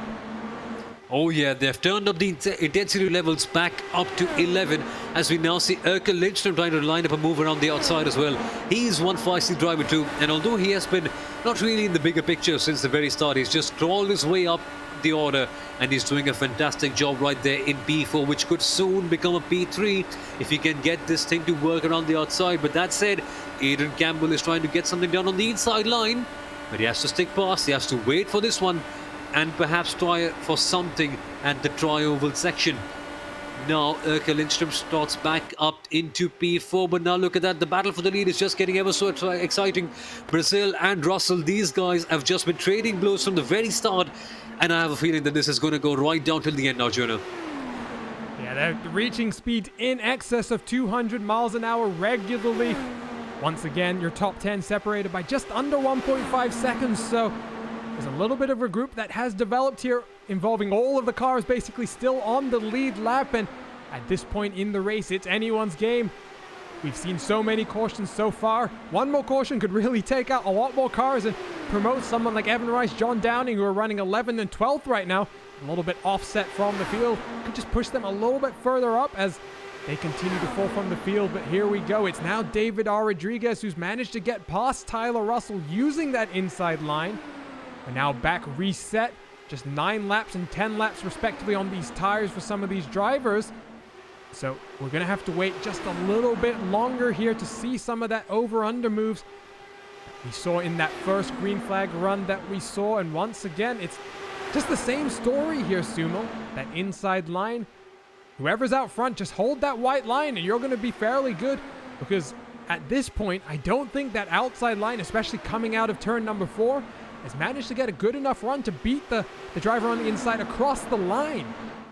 Exactly, that is exactly what is happening right now. So even someone like Tyler, who's got a fantastic car here this weekend, isn't really able to work it out to the best of his abilities. So that is a bit of a tricky thing towards the end, because if someone like Marco can just hold the inside line towards the end, although you may have a couple of drivers just cycling back up and putting their nose in for a couple of moments here and there, towards the end, it's the inside line that's working the best.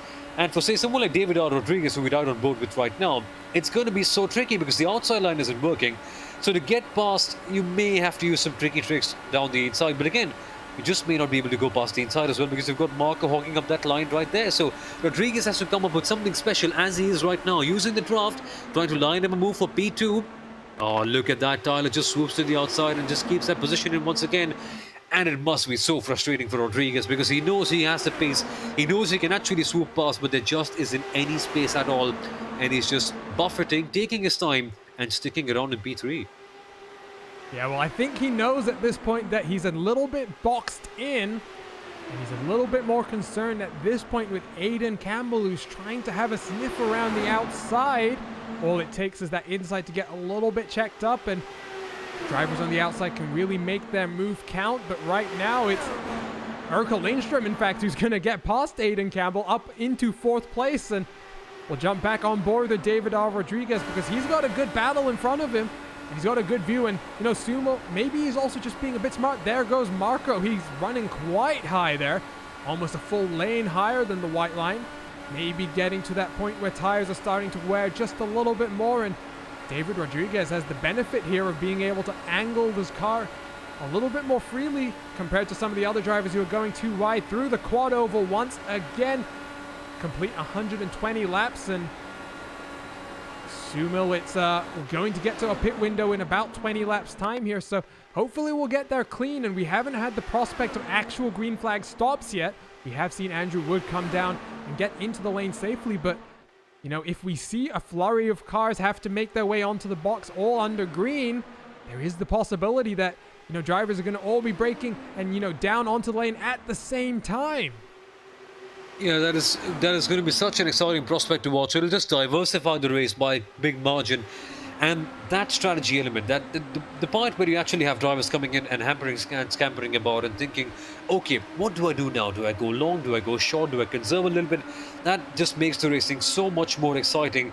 But one man who's actually making it even more exciting is Erkel Lindström, as he now just cycles back down to P5 because he has now been passed by Aidan Campbell. So Campbell making up 20 positions over the course of this race so far, with many more to be made as well, 3 more positions to be precise. And yeah, it's been a good race for him so far.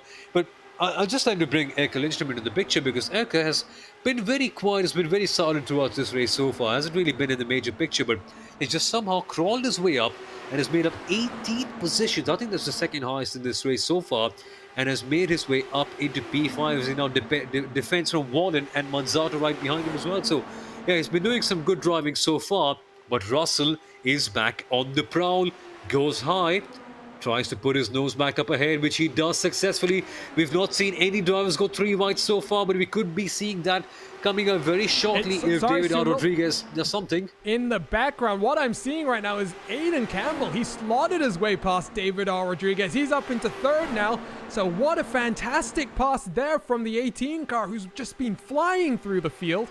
And now he works that inside line, and he's in the position where David R. Rodriguez, I think, wants to be. David very content to ride around on the inside, knowing that the outside not really a challenge at this point yet. And there you go, Erkel Lindström in 5th now. He almost aided Aidan Campbell in that pass there, Sumo, and that was what I got so excited about, because Aidan really did a fantastic over-under there, and now looking to make it 3 wide and thinking a little bit better of it. But we're getting now into 25 laps on these stints of tires, Sumo, and wow, and Aidan Campbell getting very high up the track there. The tires are starting to wear, and this is where we saw that battle for the lead get so feisty that first time around. This is when things can really spill out of hand, but so far they've kept it real clean with drivers going around the outside, down the inside as well, and still managing to keep things rather clean. Erkel Lindström in the back is the car that you see trying to loop, just stay around in the loop and just trying to loom large behind some of these drivers and just maybe hope for an opportunity where he can push in and get something done. He goes to the inside, and this is a real chance because Arjuna, it's really curious thing to see, because of course the inside line is the one that has been working the most, but we've got so many drivers hogging in the inside line for so long that passing is just trying to be a bit tricky for some of them. Yeah, and that's what Aidan Campbell was really able to make work for him, and he's now slipped back again. So David Rodriguez back up into 3rd. So we are seeing, Suma, a lot of shaking, not out front, but further back, because you also have, you know, this little train involves Vincent Wallin, Cesar Manzato, Adam Crane, Jacob Lehman, Matt Houston, Evan Rice, and John Downing, a little bit more offset than everyone else, but there is Andrew Wood in front. So these lead cars starting to catch lap traffic once again. Erkel Lindström is now up into 4th, and you were talking about the inside checking up. That's what Aidan Campbell has been able to make work so well for him. And Sumil, given how far up the order he's managed to get his way, I have no doubt that outside line has been what Aidan, the driver from New Jersey, has been able to make work so effectively. He has been able to make it work effectively for other cars who are, let's say, slightly slower than him in the early stages of the race. But now he's come up with equal competition. Marco Brazil and Tyler Russell, these are guys who have had fantastic cars throughout this weekend, as we now see them going side by side, with Russell putting his nose up ahead. But again, just coming back to that point here, Aidan Campbell, all the other cars right behind him didn't really have the same sort of pace, but now he's come up with equal competition. And this is when things get really heavy for him. Now David R. Rodriguez is the guy in 3rd position. So when you actually come up with drivers with the same sort of car, the same sort of speed, that is when you set up, and that is when your ability in the high line really gets tested, as we now see David R. Rodriguez trying to push something through in the middle. So what is really fun to watch will be to see how all these drivers who've got similar pace trying to make it last out towards the end. I think that is going to be the story of this race. And now Erika Lindstrom joins the party as well. Yeah, talking about that inside getting chapped up, Erika Lindstrom, oh, he's almost into the wall there. I think he managed to keep it out there, but Sumo, that was very close, and we talked about some of these drivers, David R. Rodriguez, Aidan Campbell, being a bit more willing to take it easy. Erika Lindstrom was deciding that that was his moment to really force his way through, and that was a close one for sure. Controlled aggression, that is the name of the game. And for Erika Lindstrom, that is a perfect demonstration of exactly that. He went in there and he put his nose exactly where it should have been. He realized that, okay, there maybe isn't a chance, and he rightfully and smartly backed out of that. So for Erika Lindstrom, that is some very smart and good driving, as we now see Tyler Russell just getting a little bit looser around there, trying to make the outside line work. It's time for a good replay though. Erika Lindstrom goes to the outside, trying to get something done. Again, he gets a good run, goes to the outside line and realizes that, no, you know what, no, I think that isn't really working out. And just carefully and smartly backs out of that one. And that, Arjuna, is a sign of good driving. He realizes that there's still 50-odd laps left to go in this race, and the race isn't really won here. He can take his time, bide his time, not be too aggressive, and make sure that everyone stays in this race for longer. Yeah, you talk about controlled aggression. That was, when we went on board, much easier to see just how careful Erika was being. From the TV angle, it did appear as though Erika was a little bit more of a charging bull. And oh, that's Aidan Campbell in the background, hard into the outside wall. And Erika Lindstrom is being caught out because he had to check up there to avoid Aidan Campbell. And Aidan Campbell slipping through the field now. Let's try and grab a replay of that one. But what a disappointment. He was having such a good race. And one mistake, that's all it takes, Sumo. The dangers of the Texas Motor Speedway are here, clear and beautiful right in front of you. This is what happens. It's just such a fast racetrack, with the walls just so close to you that one tiny error, you lose your momentum just a little bit, and your suspension is gone. All of a sudden, you're in the apron. And for someone like Erika Lindstrom, it all just becomes an act of trying to use the reflexes to the best. Take a look at the car right in front of you. Aidan Campbell just goes a little bit wide, loses his run a little bit, shuffles back out, touches the wall, a gentle kiss. And for Erika Lindstrom, it just could have been horribly wrong. He touched the wall as well, and had it been in the wrong angle, his race would have been gone for a toss as well. Yeah, and this is where Erika lies now. He's in 5th position. There's Adam Crane on his outside, so Erika potentially having a little bit of damage. He's sliding up the track there, and that's what we saw for the race lead a few stints ago. But able to hold on, and there goes Adam Crane up into 5th place. Then we're going to jump back to the race lead because Erika might have a little bit of damage, but these 3 drivers out front, they're now clear by just a little bit. You can see Cesar Manzado just in the outside of the shot. There's then just a little bit of a gap back to Adam Crane in 5th. But Marco Brazil starting to struggle a little bit more. 36 laps on the set of tires. Sumo, we're going to get to that point, I think, where cars are starting to struggle more and more. Aidan Campbell, Erika Lindstrom appearing to get caught out there. And what we saw was a few beautiful over-unders across the start-finish line. Last time we got to this point in a stint. Oh yeah, this is when things really get exciting, when the tires starting to wear out. And the next thing that could come up from this one is, brace yourselves, green flag pit stops. We've not seen any green flag pit stops in this race so far from the leaders, so hopefully that is something that we get to encounter in these coming few laps, and then it could be just a final dash to the line in these next 40 odd laps that we've got left over here. The way this narrative plays out seems to be really interesting, with all these other guys at the top having some really similar plays, but they just haven't been able to displace Marco Brazil at the top. He has just been a big wall right there and saying, no, you just can't get past. Sorry for the terrible Lord of the Rings reference back there, but Marco Brazil doing a fantastic job. And if somehow someone can make the outside line work to an extent that they can get past Marco on the finish line, I think that is exactly what we're waiting for right here. But soon we're going to have the green flag pit stops, and that could change the complexion of this race completely. Yeah, absolutely. We're about to get to lap number 40 in this stint, and there you can see David Rodriguez having to check up just a little bit for Tyler Russell. Because at this point, we've seen it a few times earlier, but David definitely consistently willing to be a little bit smarter. We ride on board the nose cam here of Marco Brazil. You can see all that clean air he's got, Sumo.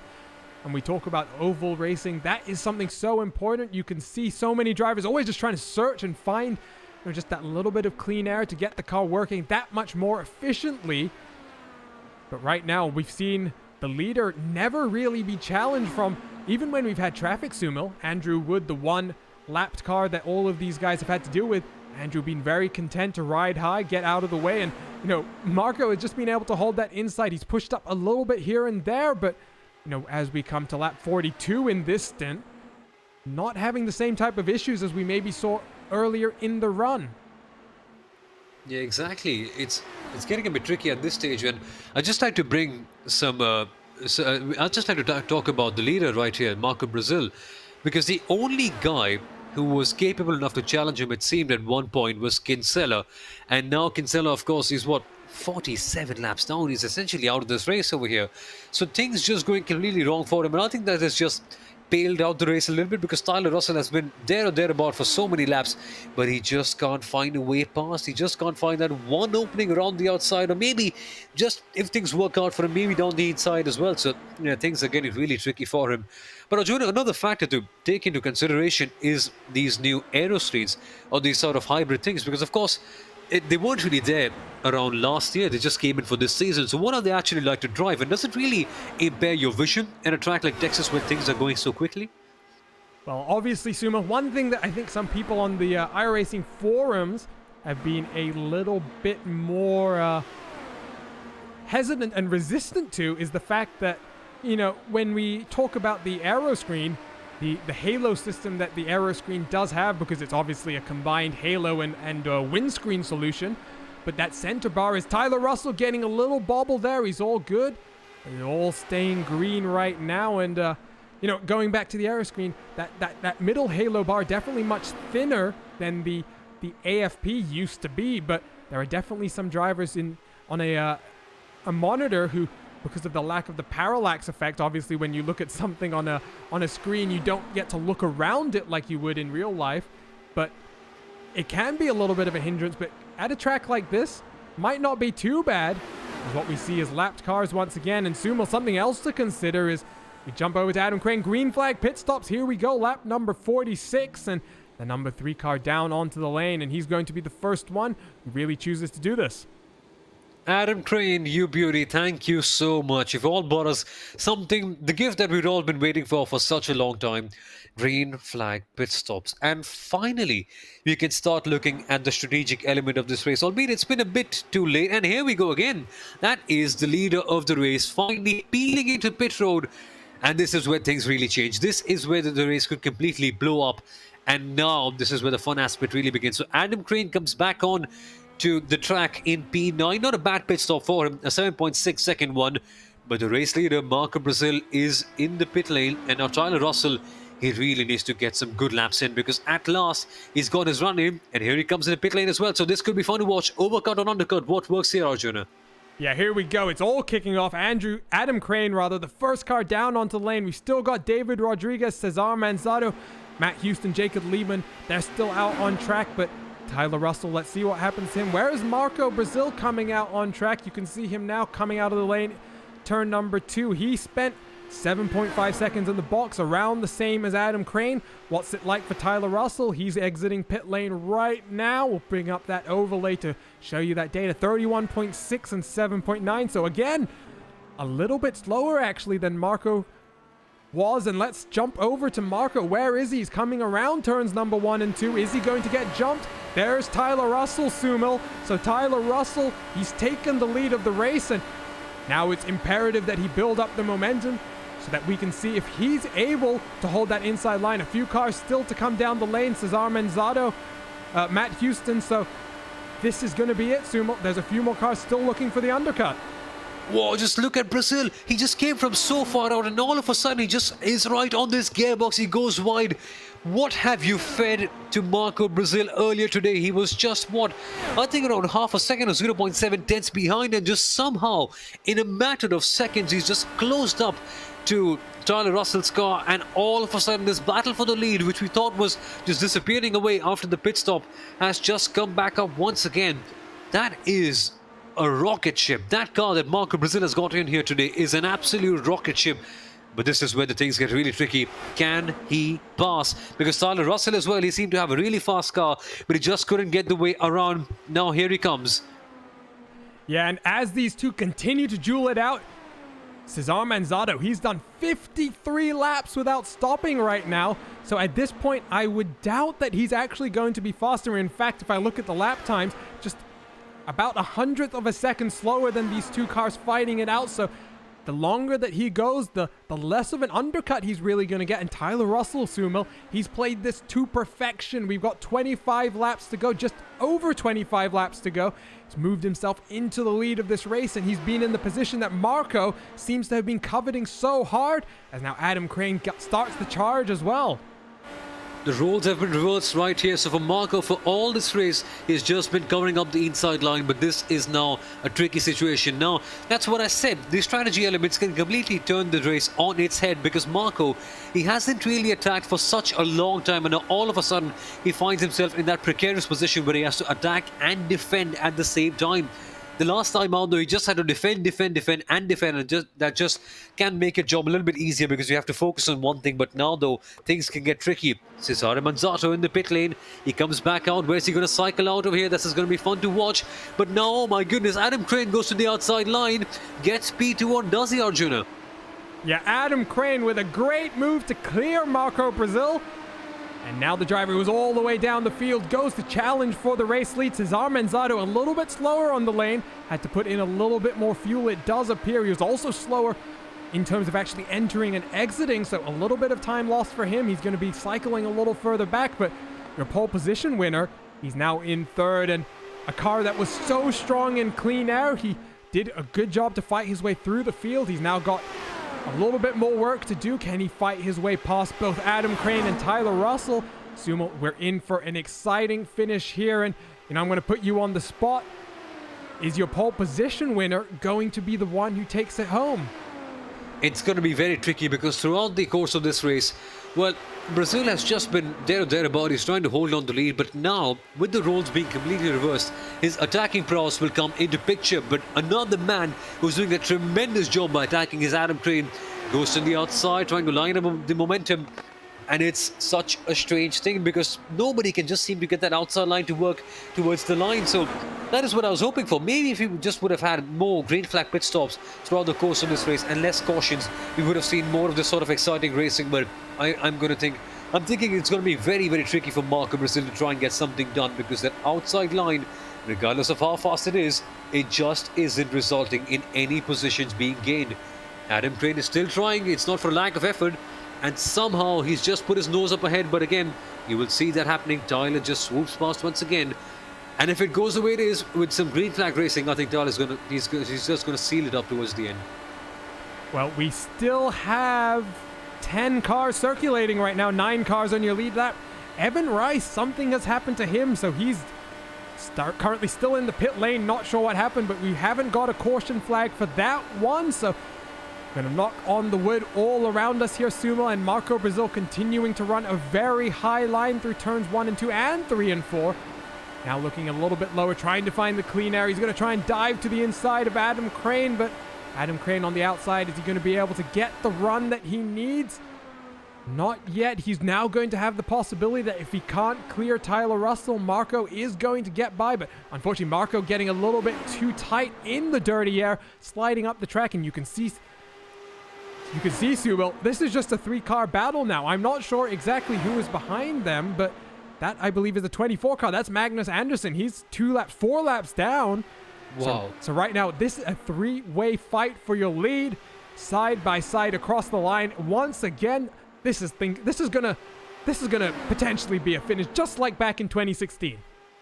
Exactly, but what happened in 2016 is that all the 3 drivers, they weren't afraid to go 3 wide, and there was space in the extreme outside line. The very same outside line which Graham Rahal used eventually to try and get around the outside and win this race. That's really hasn't been the case here so far, because we've seen so many drivers, including now Brazil, trying to go extremely wide a couple of laps ago. But still, it just isn't working. That extremely outside line, it may give you a bit of diversity, but it just isn't able to allow the drivers to make a move as Graham Rahal did back in 2016. Oh my goodness, they're getting too close for comfort here. Oh wow, Arjuna, this is incredible. This is fantastic. This is No Limits, Texas. This is what we were promised. And we've got 17 laps to go. Here's Sumo, a three-way scrap. Marco looking for a hole to try and make it 3 wide. But guess what? Adam Crane on that outside line moves himself up into the lead of this race. And now let's see what Tyler Russell can respond with. Because Adam Crane, wow, Sumo, we talk about the inside line the entire race and the lead, the pass for the lead. Guess what? Adam Crane does it on the outside just to prove us wrong. Ring the bells, tell everyone in the neighborhood a move has been made around the outside. Things like that can actually happen. And now we see Brazil now trying to get something done on the same line as well, taking inspiration from Adam Crane's move to try and get something done on Russell.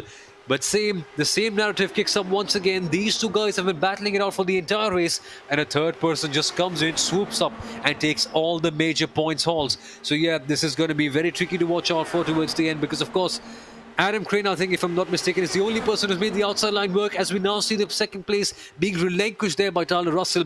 Brazil now moves in, and this is what I want to watch. Brazil and Crane, two fast drivers, two drivers who have tried to make the outside line work, going head-to-head against each other. Arjuna, I am loving every single bit of this one. Oh, and in the background, that's Tyler Russell. He's into the wall. Oh, no! He's lodged himself into that safer barrier, and that... Oh, Sumil. That, just as he was resetting from the track, brings out the caution with 14 laps to go. I believe, 13 laps to go. They just crossed the line as we jumped back to them, and Sumil. I mean, on one hand, oh no, but on the second hand, oh yes. I think there's no better way to put it forward. That literally is the best way to describe the current situation. But my goodness, for Tyler Russell, what a good race he was having. Just went too low. Same again, heading out of turn 2, losing the grip. The wheel turns around, smash into the ball, nice and gentle accident, and all of a sudden you've lost all the progress that you've made. Oh, Tyler Russell, he had a fantastic car. He could have pushed on for the lead later on with this race with the last 12 or 13 laps left. But again, that happens at Texas Motor Speedway. You just lose the grip heading onto the outside, and again, that just kind of goes to remind you that speedway racing isn't all about turning left. There's much more to it than just that. Sorry, I'll keep that on for later on, because as I say, Adam Crane is in the pit. Yeah, we've just seen a change for your lead and some big strategy calls, because Adam Crane, the only car who's coming down the pit lane, and they're going to go back to green flag racing, I think, with 8 laps to go, and it's going to be imperative that Adam Crane, who's going to restart this race in 6th position, as he's still in the box now. I'm not sure what's happening here, Sumil. This is a quite elongated stop, so maybe Adam Crane had a little bit of damage.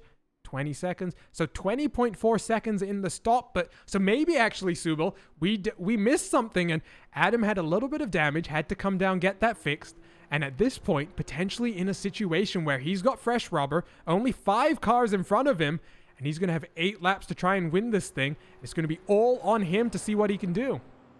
I doubt that it's possible. We've seen very few moves being made here at the Texas Motor Speedway over the course of the last 175 laps, because getting to that outside line is so tricky, and because it really has no speed here today, moves haven't really been made as much. I mean, if you do a miracle like Adam Crane did to try and make a move on Tyler Russell, that only then there is a real possibility of getting something like that done. But for so many cars right in front of him, I think that's just a Herculean task for him, and I don't think that's going to be really possible. So that damage really could be changing things for him, and I think that's one factor that really puts things around for him in the end. So yeah, Marco Brazil, even if he stays out, I don't think the wear off in the tires will be too much. I think they're relatively new, so he can still maintain the track position and go ahead and win this race. But yeah, I think it's just all coming towards an anticlimactic end, to be honest with you. Yeah, well, we'll see exactly what happens here because pace car still just circulating now. I saw John Downing coming down onto the pit lane. Lights are still on the pace car, so at least one more lap here. So we're going to have a minimum of 9 racing laps. And I say minimum because obviously, Subel, if we get another caution, that could change. But, you know, at this point, cautions breed cautions. You can see Adam Crane just in the rear of your shot there. So he's going to have Cesar Manzado, Matt Houston, Erka Lindstrom, and Jacob Lehman in between him and race leader Marco Brazil. We'll go ahead on the left-hand side of your screen. Just go ahead.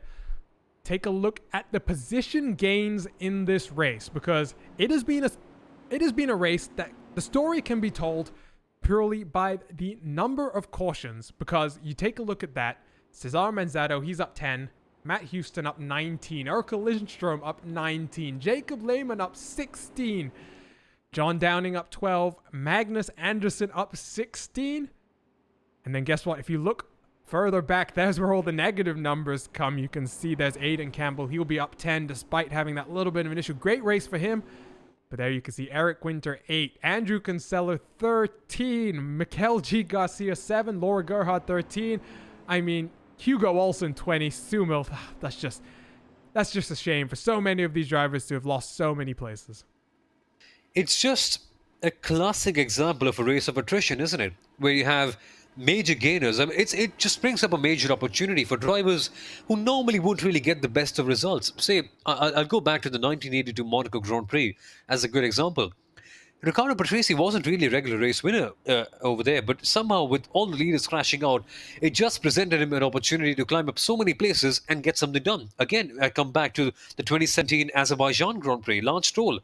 You never really expect someone like Lance Stroll on the podium, but when, well, one guy's trash is another guy's treasure. That's what the sentence is. So for so many guys losing big positions, it just is a major opportunity for all these other guys to try and grab up as much as they possibly can. And that has just been the story of this entire race so far. But again, very few laps left in the end. It's going to be a sprint to the finish. And I just have an internal gut feeling that says that, you know what, I think this race is going to end behind a caution. Because these drivers are going to go so frantic towards the end, I think they're going to bring out another yellow flag. So yeah, perhaps something or the other could be happening. But again, I think it's going to be a fun one to watch out for. Well, we'll find out. The lights are still on, so at least one more pace lap. But obviously, since no double file restarts, the only indication we have is those lights on the pace car. And also, Sumo, you'll take a look at the side of the track and the catch fencing. iRacing in this brand new Texas Motor Speedway. One of the new additions, as the lights do go off on the catch fencing, was that caution lights on the catch fencing. Very, very, very nice to see iRacing adding, new things like that, new features. And you'd be surprised, Sumo, it becomes a lot easier when suddenly the track around you is flashing yellow to know when you're under caution. And apart from that, just from a spectator's perspective, I think that's one of the more cooler additions that you can ever add on a circuit. The infield lighting that we've got, as you take a look at the right-hand side, and of course with those lights on the catch fencing as well, that it just adds an extra element of, let's say, a showbiz element to the Texas Motor Speedway. Just looks all the more spectacular. And in tomorrow's race that we're going to have on the NBC network, I think it's going to be even more fun to watch. The real cars, the real thing, finally back after 6 to 8 months or something like that. So yeah, don't forget to watch out for that one, as we're going to have the IndyCar season finally restarting. But let's keep that aside. That's for later on, because we've got this iRacing IndyCar Series here progressing on here at the Texas Motor Speedway. Round 5 this one. And it's just coming to its climax. I think it's going to be so exciting to watch out for.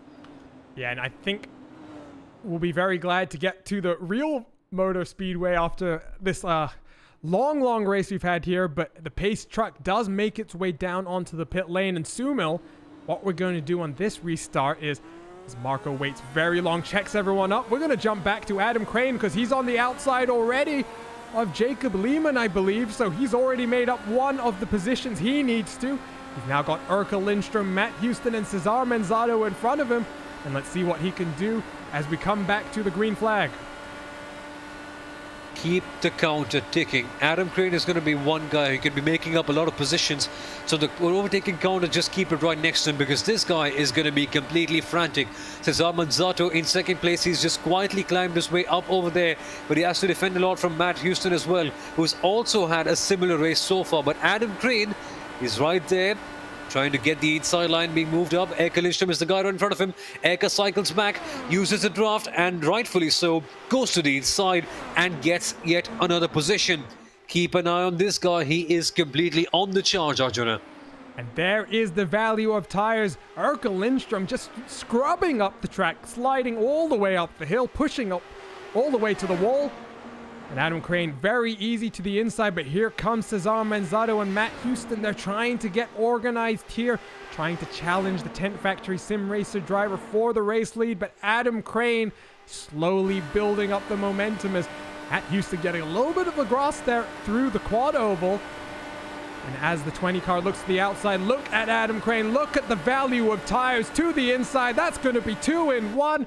And Adam Crane, he's going to move himself up into second place. And with 4 laps to go, coming to the line is going to be Marco Brazil. He's got the challenger behind. And what is Tires going to do here, Sumo? He's got up to second. Can he grab one more spot to the top of the podium? Speed and power, and of course some fresh rubber as well. Crane is just completely on the charge. He goes to the outside line. This could be the one move, the replica of the one that he made on Tyler Russell a few laps ago. Oh, look at that. They're getting too close for comfort. They're almost going to touch at this stage. I'm almost losing my words over here, because this racing action is just turning out to be so much fun. For the lead, last 3 laps, and Adam Crane on fresh rubber, just making good use of the outside line. He just has to rattle Brazil enough so that he can get the position pass. And my goodness, this is turning out to be one of the more closer finishes that you will ever watch. Here we go, lap 184. Crane on the charge. Oh my goodness, they almost touched over there. Oh wow, this is getting close. Adam Crane is not leaving any space for Marco Brazil, but he's had to pull back just a little bit. We're going to come to the white flag next time around. If we can get there clean, it's going to stay. We're going to have a clean finish to the race. It is Adam Crane on the outside. Here we come to the white flag. It is going to be Marco Brazil who's got the inside. Adam Crane, he's worked his way up since the pit stop. He's got 22 lap pressure tires, but he looks to try and cut off Matt Houston. And there is contact. No. And Matt Houston collects Adam Crane. Adam Crane still going around. No caution is going to come out, guys. Adam Crane is going to finish down in 6th position. But there is your race winner, Marco Brazil. It was going to shape up to be a fantastic finish to cross the line, but that being said, Tent Factory Sim Races Marco Brazil, he takes the race win, and Sumil, the pole position winner, finally, it wasn't without drama, finally gets the win. Oh, that was a rather frantic finish, wasn't it, Arjuna? Wow, that towards the end, Adam Crane just going completely wild. He just turned up the intensity level back up to 11. And with fresh tires, it was completely on the run. As we now take a look at the replay, chopped back down low, and things just ended so horribly wrong for him over there. That's what happens. I've been saying it time and again at Texas. If you take the intensity levels a bit too high, as Crane had to do, in fact, to get back up to the lead, things can just go wrong in a matter of milliseconds, and that is exactly what has happened over there. In a second, you'll just see a flying Adam Crane cut down low. He'll just touch the front wing, and bam, off he goes. And that is just the danger of the Texas Motor Speedway, symbolized by one simple crash that happens at Texas Motor Speedway. But for Brazil, well, he's there, a calm and composed race at the front. He has been challenged multiple times over here. A couple of drivers have come and gone, but only one man stayed constant at the top, and that was Marco Aurelio Brazil, leading from the front in the car number 4. Lights to flag for him, and here he is at the start-finish straight at the end of a fantastic race for him. A bit stop-start, but in the end, a satisfying day. And we'll take a look at your final race results right now. Come up on your screen just there, and it is Marco Brazil, Tent Factory Sim Racing. Take the win by just under a second from Cesar Manzato, who gets some valuable championship points. The North Sim Racing driver making his way up through the field. You also have Eka Lindström rounding out the podium, so you have the 2 strongest cars in your field by virtue of iRating. Maybe not the most notable and recognizable oval names, but getting some good positions and some really good championship points. Then you got Jacob Lehman, he's in 4th. Matt Houston in 5th. He got tangled up with Adam Crane, who unfortunately comes home in 6th position. Then we go through some of your non-finishers: John Downing, Magnus Anderson, Andrew Z. Wood, Tyler Russell, and Sumo. There is the rest of your list. Lots of big and notable names. Oh yes indeed, you've got the likes of Hugo Olsen, you've got Kinsella, Eric Winter, Aiden Campbell, guys who were just at the top of the field, and Mikael G. Garcia as well, because Mikael Garcia is a tremendous driver. I've seen him race so many times, but I'm afraid when the Texas Motor Speedway strikes, it strikes big time, and it has taken out some really big names out of this race, and that has given opportunity to so many other drivers to maximize their points. And drivers like Cesare Manzato, Eka Lindström, Jacob Lehman, Matt Houston, who weren't really at the top for the entirety of the race, have just gained big positions, 10 positions, 20, 17, 15 positions for some of these drivers. And in the end, it's a satisfying day for some, but for the others, things have just gone horribly, horribly wrong. Yeah, and at this time, we're going to take a few minutes to step aside, show you guys just a few short messages from iRacing. And hopefully after this short break, we'll come back with the post-race report. Hopefully be joined by some of your competitors here. Don't go anywhere. This is RaceSpot TV's coverage of the IndyCar iRacing Series live from the Texas Motor Speedway. We'll be right back after these messages.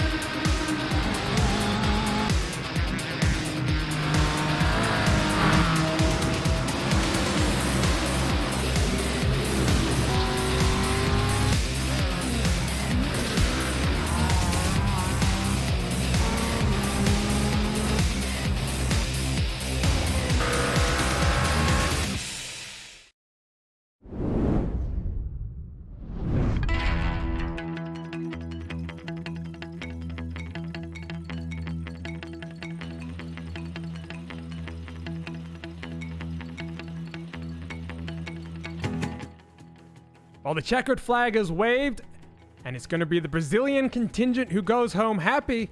Marco Brazil for Tent Factory Sim Racers takes the win, and Sumo, a good race at times there, definitely marred by quite a few cautions, but it's made me hopeful for tomorrow's race, obviously 8 p.m. Eastern, live on NBC, because we're going to get to see all of the IndyCar paddock getting back to racing, the thing they do best for the first time in quite a long time. Oh yeah, absolutely. That is one thing that I simply cannot wait for. Cars going 3 wide with the sparks flying in the night at Texas Motor Speedway. After what, 6 to 8 months worth of no racing at all? That is something that'll just warm your heart down, calm you down, and that'll be the best way to spend a Saturday evening that you could possibly find anywhere else. But coming back to this race, I think Arjun, it was a tale of two sides. The first half was very stop-start in the end. That was not something that we really enjoyed watching. But towards the end, with the likes of Brazil and Tyler also fighting it out, and even I think Michael in the end as well, that just made it such a fun race to watch. And I think if we get more sort of racing like that in tomorrow's IndyCar race, where we see drivers not being afraid to go 3 wide, I think we should be in for a proper treat. Stay tuned, guys. That is one thing that you definitely should not miss. Yeah, and a few drivers going to be a little disappointed. Obviously, Hugo Olsen, the championship leader. Now, this is only 1 out of 6 time slots for all of the drivers, so there is going to be another opportunity, Sumo, for maybe Hugo to get another race in. There's 2 races tomorrow and 2 on Sunday, so this might not have too many championship implications. But at the same time, you have drivers like Andrew Kinsella, who I think it's fair to say is not going to be very happy with, the way that his race effectively ended. That contact with Marco really sent him back through the field, and that is ultimately what ended his race. Yeah, for Kinsella, I think he was one of the very few people who actually had the pace to challenge Marco. His car was fantastic, it had all the speed in the world, but that one tiny mistake, that one tiny error that happened over there completely changed the game, and Kinsella, of course, went down to the grass. I mean, that was a tremendous save. Somehow he just managed to save the car. But of course, 4 laps down, couldn't really recover anything from that. And it's a bitter end to the race for Kinsella, who showed a lot of promise in the start. But again, things like that really happen, and that is what Texas does to you. That is what a track like this can actually do. No limits Texas is what the barricades say, and that's a perfect visual representation of exactly that. Yeah, no limits indeed. And I think we're going to be joined by Adam Crane right now, Sumo. So we will get at least one interview here, and maybe not the race winner, who Marco is in our YouTube chat. And Marco, we're always happy to talk to you. ts.racespot.tv is our TeamSpeak channel, but at this time, Adam Crane, obviously, we saw challenging for the race win. It was going to be an exciting finish, but Adam, unfortunately, a little bit of contact there with Matt taking you out. And from your point of view, what were you thinking about that incident? And obviously, was your spotter telling you were clear at that point? Yeah. So at that moment in time, it didn't look like Matt had any kind of overlap on me. And granted, going into turn 1 like that, I did chop his nose a little bit, which, I mean, it's the last lap of the race. It wasn't intended, but it was intended. One of those racing deals on the last lap. And unfortunately for me, contact sort of ended my race, although Matt came on to finish P5, which is, I mean, I think he was running P2 at the moment, so not the best for him. But yeah, all in all, a difficult race for me. Started towards the front, I think in ninth, worked my way up a little bit, and then had some issues with some other cars and dropped back, had that little spin there with some other contact, and it was just a matter of working my way back up towards the front and avoiding some of the wrecks and cautions, which were inevitable. And then, yeah, that last few laps, they were exciting. The new tires, uh, I think, really helped. I didn't think that I had a chance to beat Marco on pace, just because I know he was running a little bit lower downforce. So as soon as he was able to get up next to me or around me, I knew he'd more or less go right by. So I had to try a little something off strategy and went with the tires, and it almost paid off. Yeah, it definitely was interesting for us up in the booth, and some exciting moves around the outside, but we did see you spend a little bit longer on the lane than I think we were expecting. Your last stop was about 20.4 seconds. Was there anything else that you were doing in that stop, maybe taking some damage repairs, or was that just because you knew that you were going to start where you were going to start? No, that was complete driver error. I'd actually turned off the tires instead of the fuel, and then when the tires didn't get changed, I had to figure out why it is that the tires didn't get changed, and I realized that I just made the mix up. But yeah, ended up getting the tires, and then the rest is history. One of those driver things.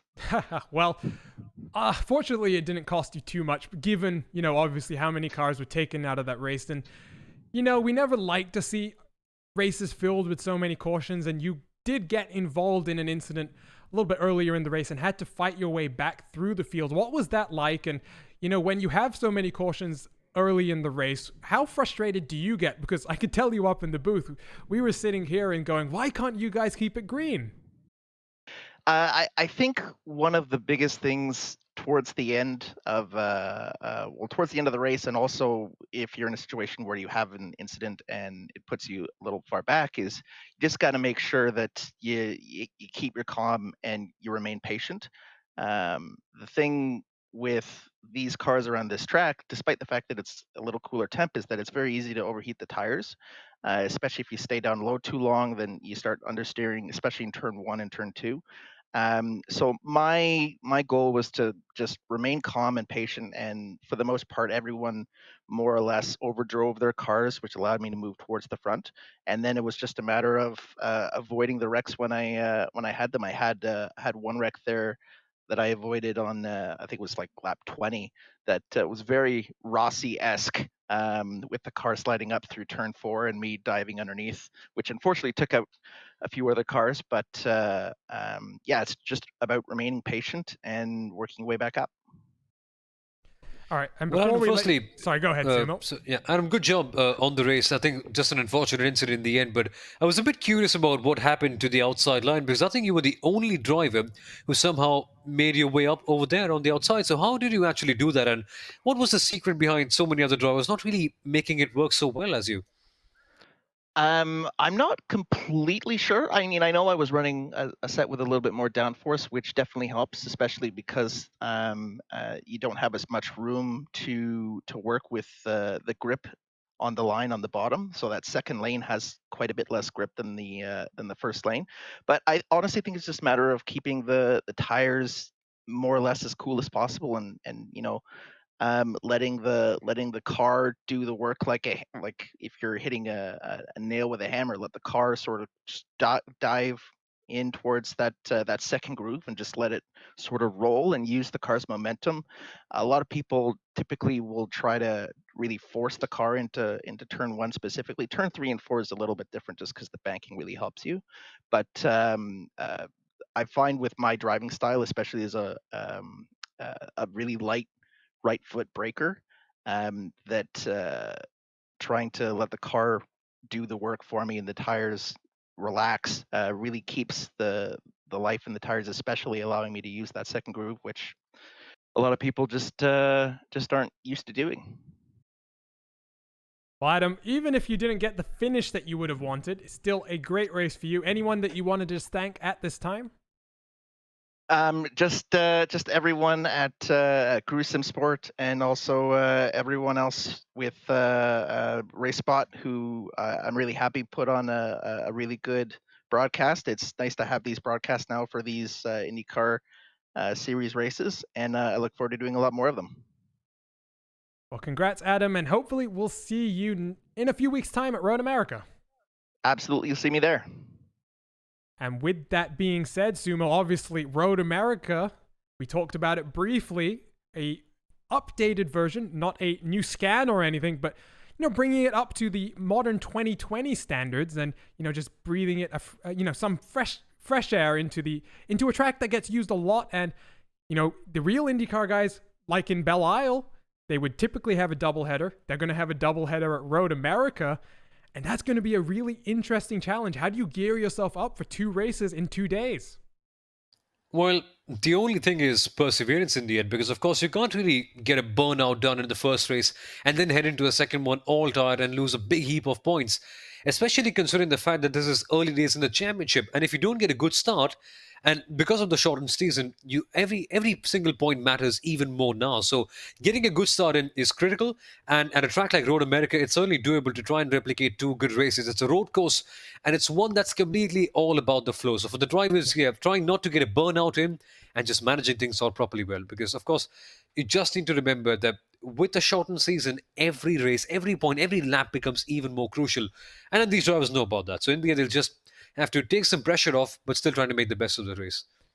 Yeah, and we now, close the chapter on round 5 in this IndyCar iRacing series, and obviously not aligning with, the real calendar as much as it would have done pre this, schedule realignment. But 2 weeks from now, Road America for the IndyCar iRacing series, we're officially through 1/3 of the IndyCar iRacing series season now. And what you start to see is some names appearing at the top of your leaderboard. So Hugo Olsen, he's now joined Powerslide Motorsports. He may not have finished that well today, but his qualifying performance up in second place and the race pace that he showed, despite maybe getting a little bit caught out on the outside line, that's going to be a very promising sign for him. And, this early in the season, he's got 10 more races to go. He's joined up with a new team. He's got to be feeling full of confidence leading this championship. That's going to be him in a prime position to just build off the start that he's had. Oh yes, indeed. And races like this, well, they can be roadblocks as such that can block off your momentum. But if you look at it on the flip side, you can actually learn a lot from races like these. So for Hugo Olsen, it can just offer a good learning that, okay, maybe if I'm in pole position in an oval race, how do I actually translate that into a good result in, let's say, a track like Texas, or maybe towards the final round, something like Richmond as well. So yeah, it's always a good opportunity to learn for something for Hugo. And again, with the championship lead as well, I think there's a lot that he can take forward from this one. And maybe, just maybe, clinch the title at the end of the season. Well, there's going to be a long way to go till what is going to be the last round. Actually, a slightly realigned IndyCar iRacing Series schedule. I've just gone online, Sumo.